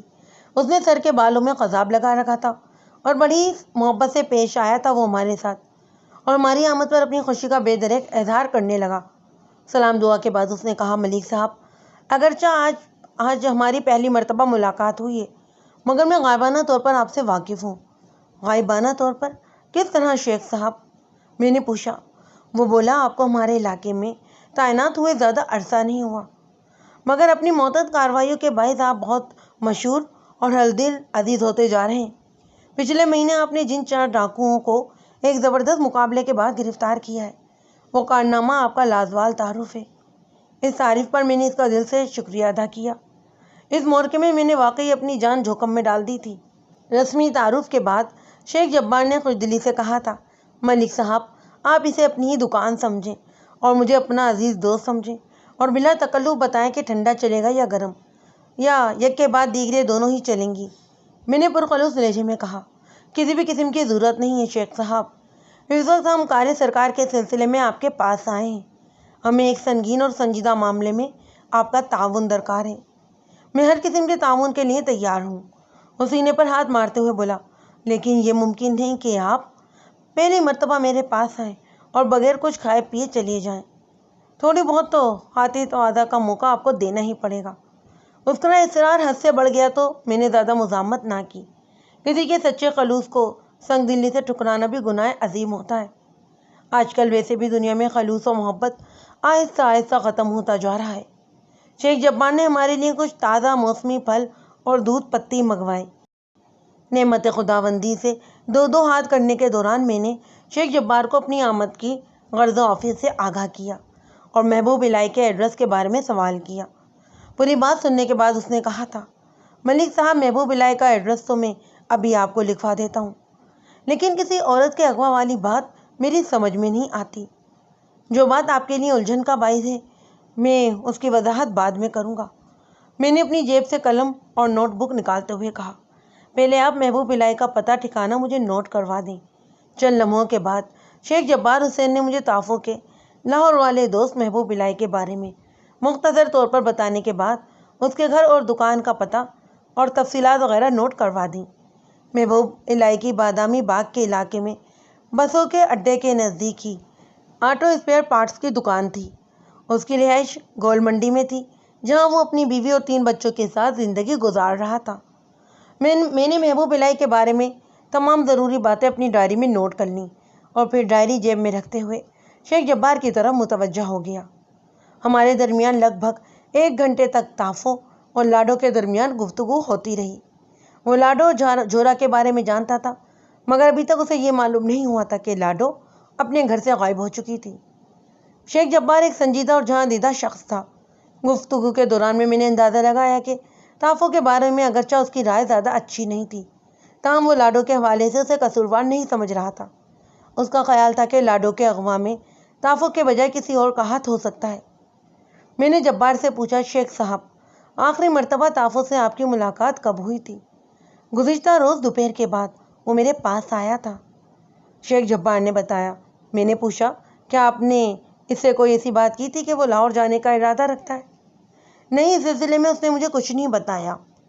میں نے کہا، تافو کے ملازم نے مجھے بتایا ہے کہ وہ کل شام کو لاہور گیا تھا اور آئندہ روز واپس آ جائے گا۔ پتہ نہیں اس بیان میں کس حد تک صداقت ہے۔ آپ کس کے بیان کی بات کر رہے ہیں؟ شیخ جبار نے پوچھا، نواز کے یا تافو کے؟ میرا اشارہ تافو کی بات کی جانب ہے۔ میں نے کہا، ممکن ہے اس نے اپنے ملازم کے سامنے جھوٹ بولا ہو، شیخ جبار نے کہا۔ ہونے کو تو بہت کچھ ہو سکتا ہے۔ مزید تھوڑی دیر وہاں رکنے کے بعد ہم سبزی منڈی سے نکل کر تھانے کی طرف چل پڑے۔ اس وقت عصر کی اذانیں ہو رہی تھیں۔ میں نے ایس آئی سے پوچھا، باقر علی کیا خیال ہے ابھی اور اسی وقت لاہور کا رخ کیا جائے؟ آپ کا حکم ہو تو مجھے کیا اعتراض ہو سکتا ہے، باقر علی نے کہا۔ ویسے میرا مشورہ تو یہ ہے کہ لاہور جانے کا پروگرام ہم کل پر رکھ چھوڑیں، اور اس کی 2 وجوہات ہیں۔ میں نے ایس آئی کے مشورے کو سراہا اور کہا، مجھے امید تھی کہ تم یہی جواب دو گے۔ میرا خود بھی ارادہ یہی تھا۔ میں تمہیں صرف آزمانے کے لیے ایسا سوال کر رہا تھا۔ تاہم تم نے جن 2 وجوہات کا ذکر کیا ہے وہ بیان کرو۔ پہلی وجہ تو یہ ہے کہ ہم اگر ابھی لاہور کی طرف چل پڑے تو کم از کم 4 گھنٹے سے پہلے ہم وہاں نہیں پہنچ پائیں گے۔ ہمیں پہلے قصبے سے شہر کی طرف سفر کرنا ہوگا، پھر وہاں سے بس میں بیٹھ کر لاہور جانا ہوگا، اور جب ہم بادامی باغ کے بس اڈے پر پہنچیں گے تو وقت اتنا ہو چکا ہوگا کہ محبوب الہی اپنی آٹو اسپیئر پارٹس کی دکان بند کر کے گھر جا چکا ہوگا۔ چنانچہ ہمیں گول منڈی میں واقع اس کے گھر کا رخ کرنا پڑے گا۔ میرا خیال ہے کہ اس در بدری کا کوئی فائدہ نہیں ہوگا۔ اور دوسری وجہ، وہ بولا، ملک صاحب، ممکن ہے تھانے میں رہتے ہوئے ہمیں کوئی اطلاع موصول ہو جائے۔ آپ نے ماسی، جیوا اور چند دوسرے افراد کو تھانے میں بلایا ہے، ہو سکتا ہے ان سے کوئی مفید بات معلوم ہو جائے۔ ایک لمحے کے بعد اس نے کہا، نواز کے مطابق طافو نے کل واپس آنے کا کہا ہے۔ ہو سکتا ہے کہ وہ کل صبح واپس آ جائے۔ ہمارے لاہور چلے جانے سے کہیں ایسا نہ ہو کہ ہم ادھر پہنچے اور طافو ادھر یہاں پہنچ جائے۔ میرا خیال ہے کہ ہمیں کل شام تک اپنے تھانے کی حدود سے باہر نہیں ہونا چاہیے۔ باقر علی کی تجویز خاصی معقول تھی، لہذا میں نے اسے اتفاق کرتے ہوئے کہا، ٹھیک ہے، ہم پھر تھانے ہی جا رہے ہیں۔ جب ہم تھانے پہنچے تو منظور احمد عرف چاچا جوہرا وہاں موجود تھا۔ میری آمد پر اس نے پرامید نظر سے مجھے دیکھا اور پوچھا، تھانے دار صاحب، میری بیوی کا کچھ پتہ چلا؟ تمہاری بیوی کا تو نہیں، مگر طافو کے بارے میں کچھ سنگن ملی ہے، میں نے کہا تھا۔ وہ بولا، طافو اس وقت کہاں ہے؟ سنا ہے وہ لاہور گیا ہوا ہے اور کل واپس آ جائے گا، میں نے کہا۔ اوہ، کل تک تو بہت دیر ہو جائے گی تھانے دار صاحب، جوہرا ہاتھ ملتے ہوئے بولا۔ اس وقت تک تو وہ اپنی دھمکی کے مطابق میرے لاڈو کی عزت اور جان سے کھیل چکا ہوگا۔ آپ جلد از جلد لاہور پہنچے جناب، ورنہ غضب ہو جائے گا، میں نے تسلی آمیز لہجے میں کہا۔ چاچا جوہرا، جذباتی ہونے سے کچھ حاصل نہیں ہوگا۔ میں نے تمہیں بتایا ہے نا کہ طافو کے لاہور جانے کا سراغ ملا ہے، پر اس سے یہ ظاہر نہیں ہوتا کہ لاڈو بھی اس کے ساتھ لاہور گئی ہے یا وہ زبردستی لاڈو کو اپنے ساتھ لاہور لے کر گیا ہے۔ تم بات کو سمجھنے کی کوشش کرو۔ ابھی تک ایسی ایک بھی شہادت نہیں ملی جس سے پورے یقین سے یہ کہا جا سکتا ہو کہ لاڈو کو واقعتاً طافو نے ہی اغوا کیا ہے۔ وہ مایوسی سے گردن کو جھٹکتے ہوئے بولا، تھانے دار صاحب، پتہ نہیں آپ کس قسم کی شہادتیں جمع کرتے پھر رہے ہیں۔ میں نے کافی پہلے وقت آپ کو بتا دیا تھا کہ طافو نے بڑی واضح الفاظ میں لاڈو کو اغوا اور آبرو ریزی کی دھمکی دی تھی۔ خدا جانے آپ کو میری بات کا یقین کیوں نہیں آ رہا۔ بات یقین آنے یا نہ آنے کی نہیں ہے چاچا، میں نے کہا، ہمارا کام کرنے کا اپنا ایک انداز ہوتا ہے۔ ہم شکایت درج کرنے والوں کی مرضی سے نہیں، بلکہ حالات و واقعات اور موقع شہادتوں کی روشنی میں تفتیش کی گاڑی کو آگے بڑھاتے ہیں۔ وہ نا امید نظر سے مجھے دیکھنے لگا۔ میں نے اسے تسلی دی اور اسے سمجھانے کی کوشش کی، دیکھو چاچا جوہرا، ہماری طرف سے تم اپنے دل میں بدگمانی لانے کی کوشش نہ کرو۔ مجھ سے جو کچھ بن پڑا میں تمہاری بیوی کی بازیابی کے لیے ضرور کروں گا۔ تھوڑی دیر کے بعد وہ بہت جلد قدموں سے واپس چلا گیا۔ میں جوہرا کے مسئلے کو بخوبی سمجھ رہا تھا، مگر یہ ممکن نہیں تھا کہ میں جادو کی جھڑی گھما کر اس کی نو عمر بیوی کو برآمد کروا لوں۔ شام کے وقت ماسی آئی۔ میں نے اسے ایک بھرپور معلومات افزا ملاقات کی۔ ماسی اس علاقے کی دائی تھی۔ اس نے لاڈو کے حوالے سے اس بات کی تصدیق کی کہ وہ آنکھ مٹکا کرنے کی عادی تھی۔ اب یہ لاڈو کی کون سی مجبوری تھی، اس سے بحث نہیں کی۔ ماسی کے مطابق بوڑھے شوہروں کی نوجوان بیویاں عموماً اسی قسم کی سرگرمیوں میں مصروف پائی جاتی ہیں۔ ماسی کے بعد علاقے کا ایک کریانہ فروش عمر دین اور ایک کاشتکار سلامت علی بھی میرے پاس آئے۔ ان دونوں کے بیان کے مطابق طافو لاڈو پر گہری نظر رکھے ہوئے تھا۔ طافو کو کئی مرتبہ چاچا جوہرا کی گلی میں پھیری لگاتے ہوئے دیکھا گیا۔ اگرچہ اس کار خیر میں اور بھی کئی افراد بھرپور حصہ لے رہے تھے، مگر طافو وہاں کا ایک معروف شخص تھا اور اس کے حوالے سے لاڈو کے اغوا کی بات بھی ہو رہی تھی۔ اس لیے اس کا ذکر خاص طور پر کیا جا رہا تھا۔ مس روز رات کو حسب معمول تھانے سے اٹھ کر اپنے سرکاری کوارٹر میں چلا آیا۔ ایک کانسٹیبل کھانا پکانے کا ماہر تھا۔ وہ روزانہ میرے لیے کھانا تیار کر دیتا، روٹی اکثر میں تندور سے لے آتا۔ رات کا کھانے کے بعد میں مطالعے میں مصروف ہو گیا۔ یہ میری برسوں کی عادت ہے۔ اس دوران میں مفید کتابوں کا مطالبہ بھی کرتا ہوں اور پیچیدہ بظاہر ناقابل حل کیسوں کی اسٹڈی بھی کرتا رہتا ہوں۔ مس روز بھی قانون کی ایک کتاب کے مطالعے میں غرق تھا کہ میرے کوارٹر کے بیرونی دروازے پر دستک ہوئی۔ میں نے چونک کر دروازے کی طرف دیکھا۔ اس وقت عموماً صرف اسی صورت میں مجھے بلایا جاتا تھا جب تھانے میں کوئی ایمرجنسی ہو جاتی، ورنہ رات والا ڈیوٹی والا سب انسپکٹر خود ہی چھوٹے موٹے معاملات کو دیکھ لیتا۔ میں نے کتاب بند کی اور اٹھ کر دروازہ کھول دیا۔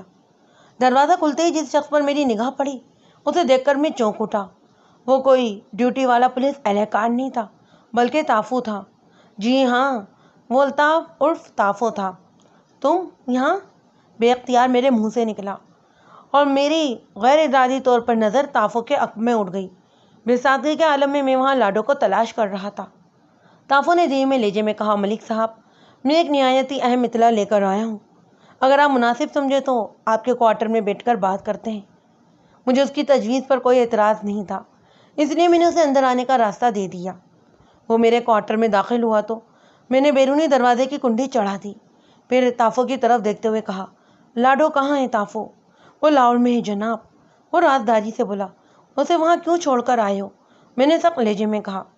وہ نرم لہجے میں بولا، جناب میں اسے کہیں نہیں چھوڑ کر آیا، میں نے تو اس کا سراغ لگایا ہے۔ میں کل رات سے مسلسل حرکت میں ہوں۔ آپ پوری بات سنیں گے تو خوش ہو کر مجھے انعام سے بھی نوازیں گے۔ مجھے تافو کے رویے اور باتوں سے سخت حیرت ہو رہی تھی۔ میں نے کہا، تافو یہاں تو یہ کہانی چل رہی ہے کہ تم نے لاڈو کو اغوا کر لیا ہے۔ میں نے لاہور میں تمہارے دوست محبوب الہی کے بارے میں مکمل معلومات لی ہیں اور کل صبح میں لاہور جانے والا تھا تمہاری اور لاڈو کی تلاش میں، پر تم تو کچھ اور ہی خبریں سنانے کے موڈ میں ہو۔ وہ قدر شوق لہجے میں بولا، پہلے آرام سے کہیں بیٹھ تو جائیں جناب، پھر میں آپ کو تفصیل سے سب کچھ بتاتا ہوں۔ میں اسے سرکاری کوارٹر کے اکلوتے کمرے میں لے آیا، پھر ایک کرسی پر بیٹھنے کا اشارہ کیا اور خود میں اپنے بستر پر بیٹھ گیا۔ میری سوالیہ نظریں مسلسل الطاف پر ٹکی ہوئی تھیں۔ وہ میرے گھورنے کا مفہوم سمجھتے ہوئے نہایت ہی مضبوط لہجے میں بولا، ملک صاحب، لاڈو کو اغوا میں نے نہیں بلکہ زلفی نے کیا ہے۔ دراصل میں یہ کہنا چاہتا ہوں کہ لاڈو اپنی مرضی سے زلفی کے ساتھ یہاں سے گئی تھی۔ میں نے پوچھا، یہ زلفی کہاں سے آن پڑا؟ ذوالفقار عرف زلفی ہمارے پڑوسی محلے کا رہنے والا ہے، تافو نے بتایا۔ وہ اپنے محلے میں جوتوں کی دکان پر بیٹھتا تھا۔ دکان اس کے باپ کی ہے، وہ باپ کی مدد کی خاطر دکان پر بیٹھا کرتا تھا۔ ایک لمحے کو وہ خاموش ہوا، پھر اپنی بات کو جاری رکھتے ہوئے بولا، میری طرح جو افراد لاڈو کے دروازے کے چکر کاٹتے تھے ان میں یہ زلفی بھی شامل تھا۔ میں آپ کی اس ہدایت پر اس شیطانی مصروفیت سے باز آ گیا، مگر زلفی مسلسل اپنے مقصد سے چپکا رہا۔ اس کی خاص وجہ یہ بھی تھی کہ لاڈو واقعتاً اس کی حوصلہ افزائی کر رہی تھی۔ ملک صاحب، عورت بڑی عجیب و غریب چیز ہے، کچھ پتہ نہیں چلتا یہ کب اور کس پر فریقہ ہو جائے۔ لاڈو جہاں بہت سے افراد سے مزاحیہ عشق فرما رہی تھی، وہیں وہ زلفی کو واقعی دل دے بیٹھی۔ میں خاموشی سے تافو کی باتیں سن رہا تھا۔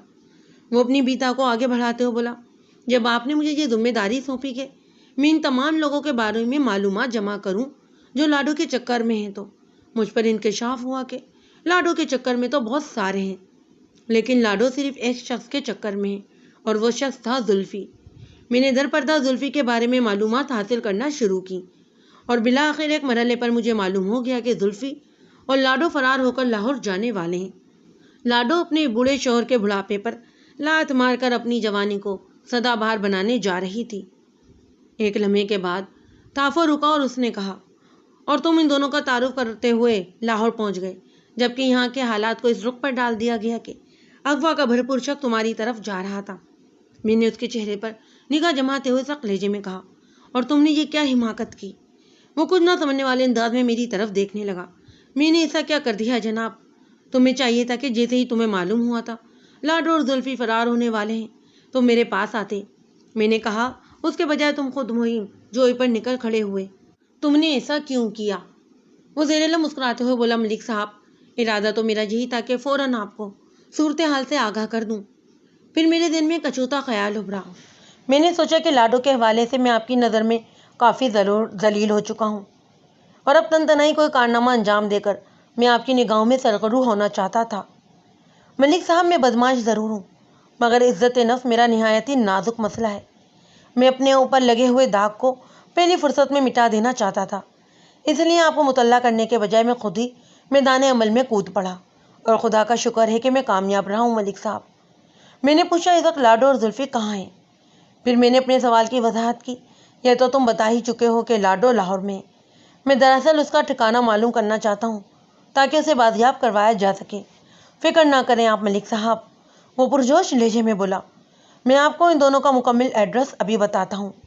پھر وہ جیب سے کاغذ کا پرزہ نکالتے ہوئے بولا، جہاں وہ دونوں ٹھہرے ہوئے ہیں یہ محلہ لاہور کے کرچن نگر میں واقع ہے۔ آپ صبح وہاں چھاپہ مار کر لاڈو اور زلفی کو گرفتار کر سکتے ہیں۔ میں نے وہ پتہ اور مکان نمبر اپنے پاس نوٹ کر لیا اور سخت لہجے میں کہا، تافو، اگر تمہاری اطلاعات غلط ہوئی تو سمجھ لینا تم سیدھے جیل جاؤ گے۔ میں آپ کو مایوس نہیں کروں گا جناب۔ وہ جذباتی ہو گیا۔ یہ ایک شریف بدماش کا وعدہ ہے جو ہزاروں لاکھوں بدماشوں شریفوں سے زیادہ مضبوط ثابت ہوگا۔ کچھ دیر بعد میں نے تافو کو رخصت کر دیا۔ میرے کوارٹر سے جانے سے پہلے اس نے ایک فرمائش کی۔ میں نے اس کی خواہش کو پورا کرنے کا وعدہ کیا۔ وہ آئندہ روز میرے ساتھ لاہور جانا چاہتا تھا، اور اس میں کوئی قباحت بھی نظر نہیں آتی تھی۔ آئندہ صبح بڑی ہنگامہ خیز تھی۔ میں نے S I Baqir Ali, 2 constable تافو اور ان کے ساتھ لاہور روانہ ہو گیا۔ اس مرتبہ میں نے یہ احتیاط رکھی کہ سرکاری وردی کے بجائے ہم سادہ لباس میں تھے۔ قصہ مختصر، تافو کی اطلاعات 100% درست تھیں۔ میں نے لاڈو کو زلفی کے پاس سے برآمد کیا۔ اس سلسلے میں ہمیں زیادہ محنت نہیں کرنا پڑی۔ زلفی اور لاڈو کو اپنی تحویل میں لے کر ہم دوپہر تلک واپس اپنے تھانے پہنچ چکے تھے۔ چاچا جھولا اپنی بیوی کی واپسی پر خوش تھا، تاہم لاڈو نے یہ اعلان کر کے اس کی خوشیوں کا جنازہ نکال دیا کہ میں جھولا کے ساتھ ہرگز نہیں رہنا چاہتی۔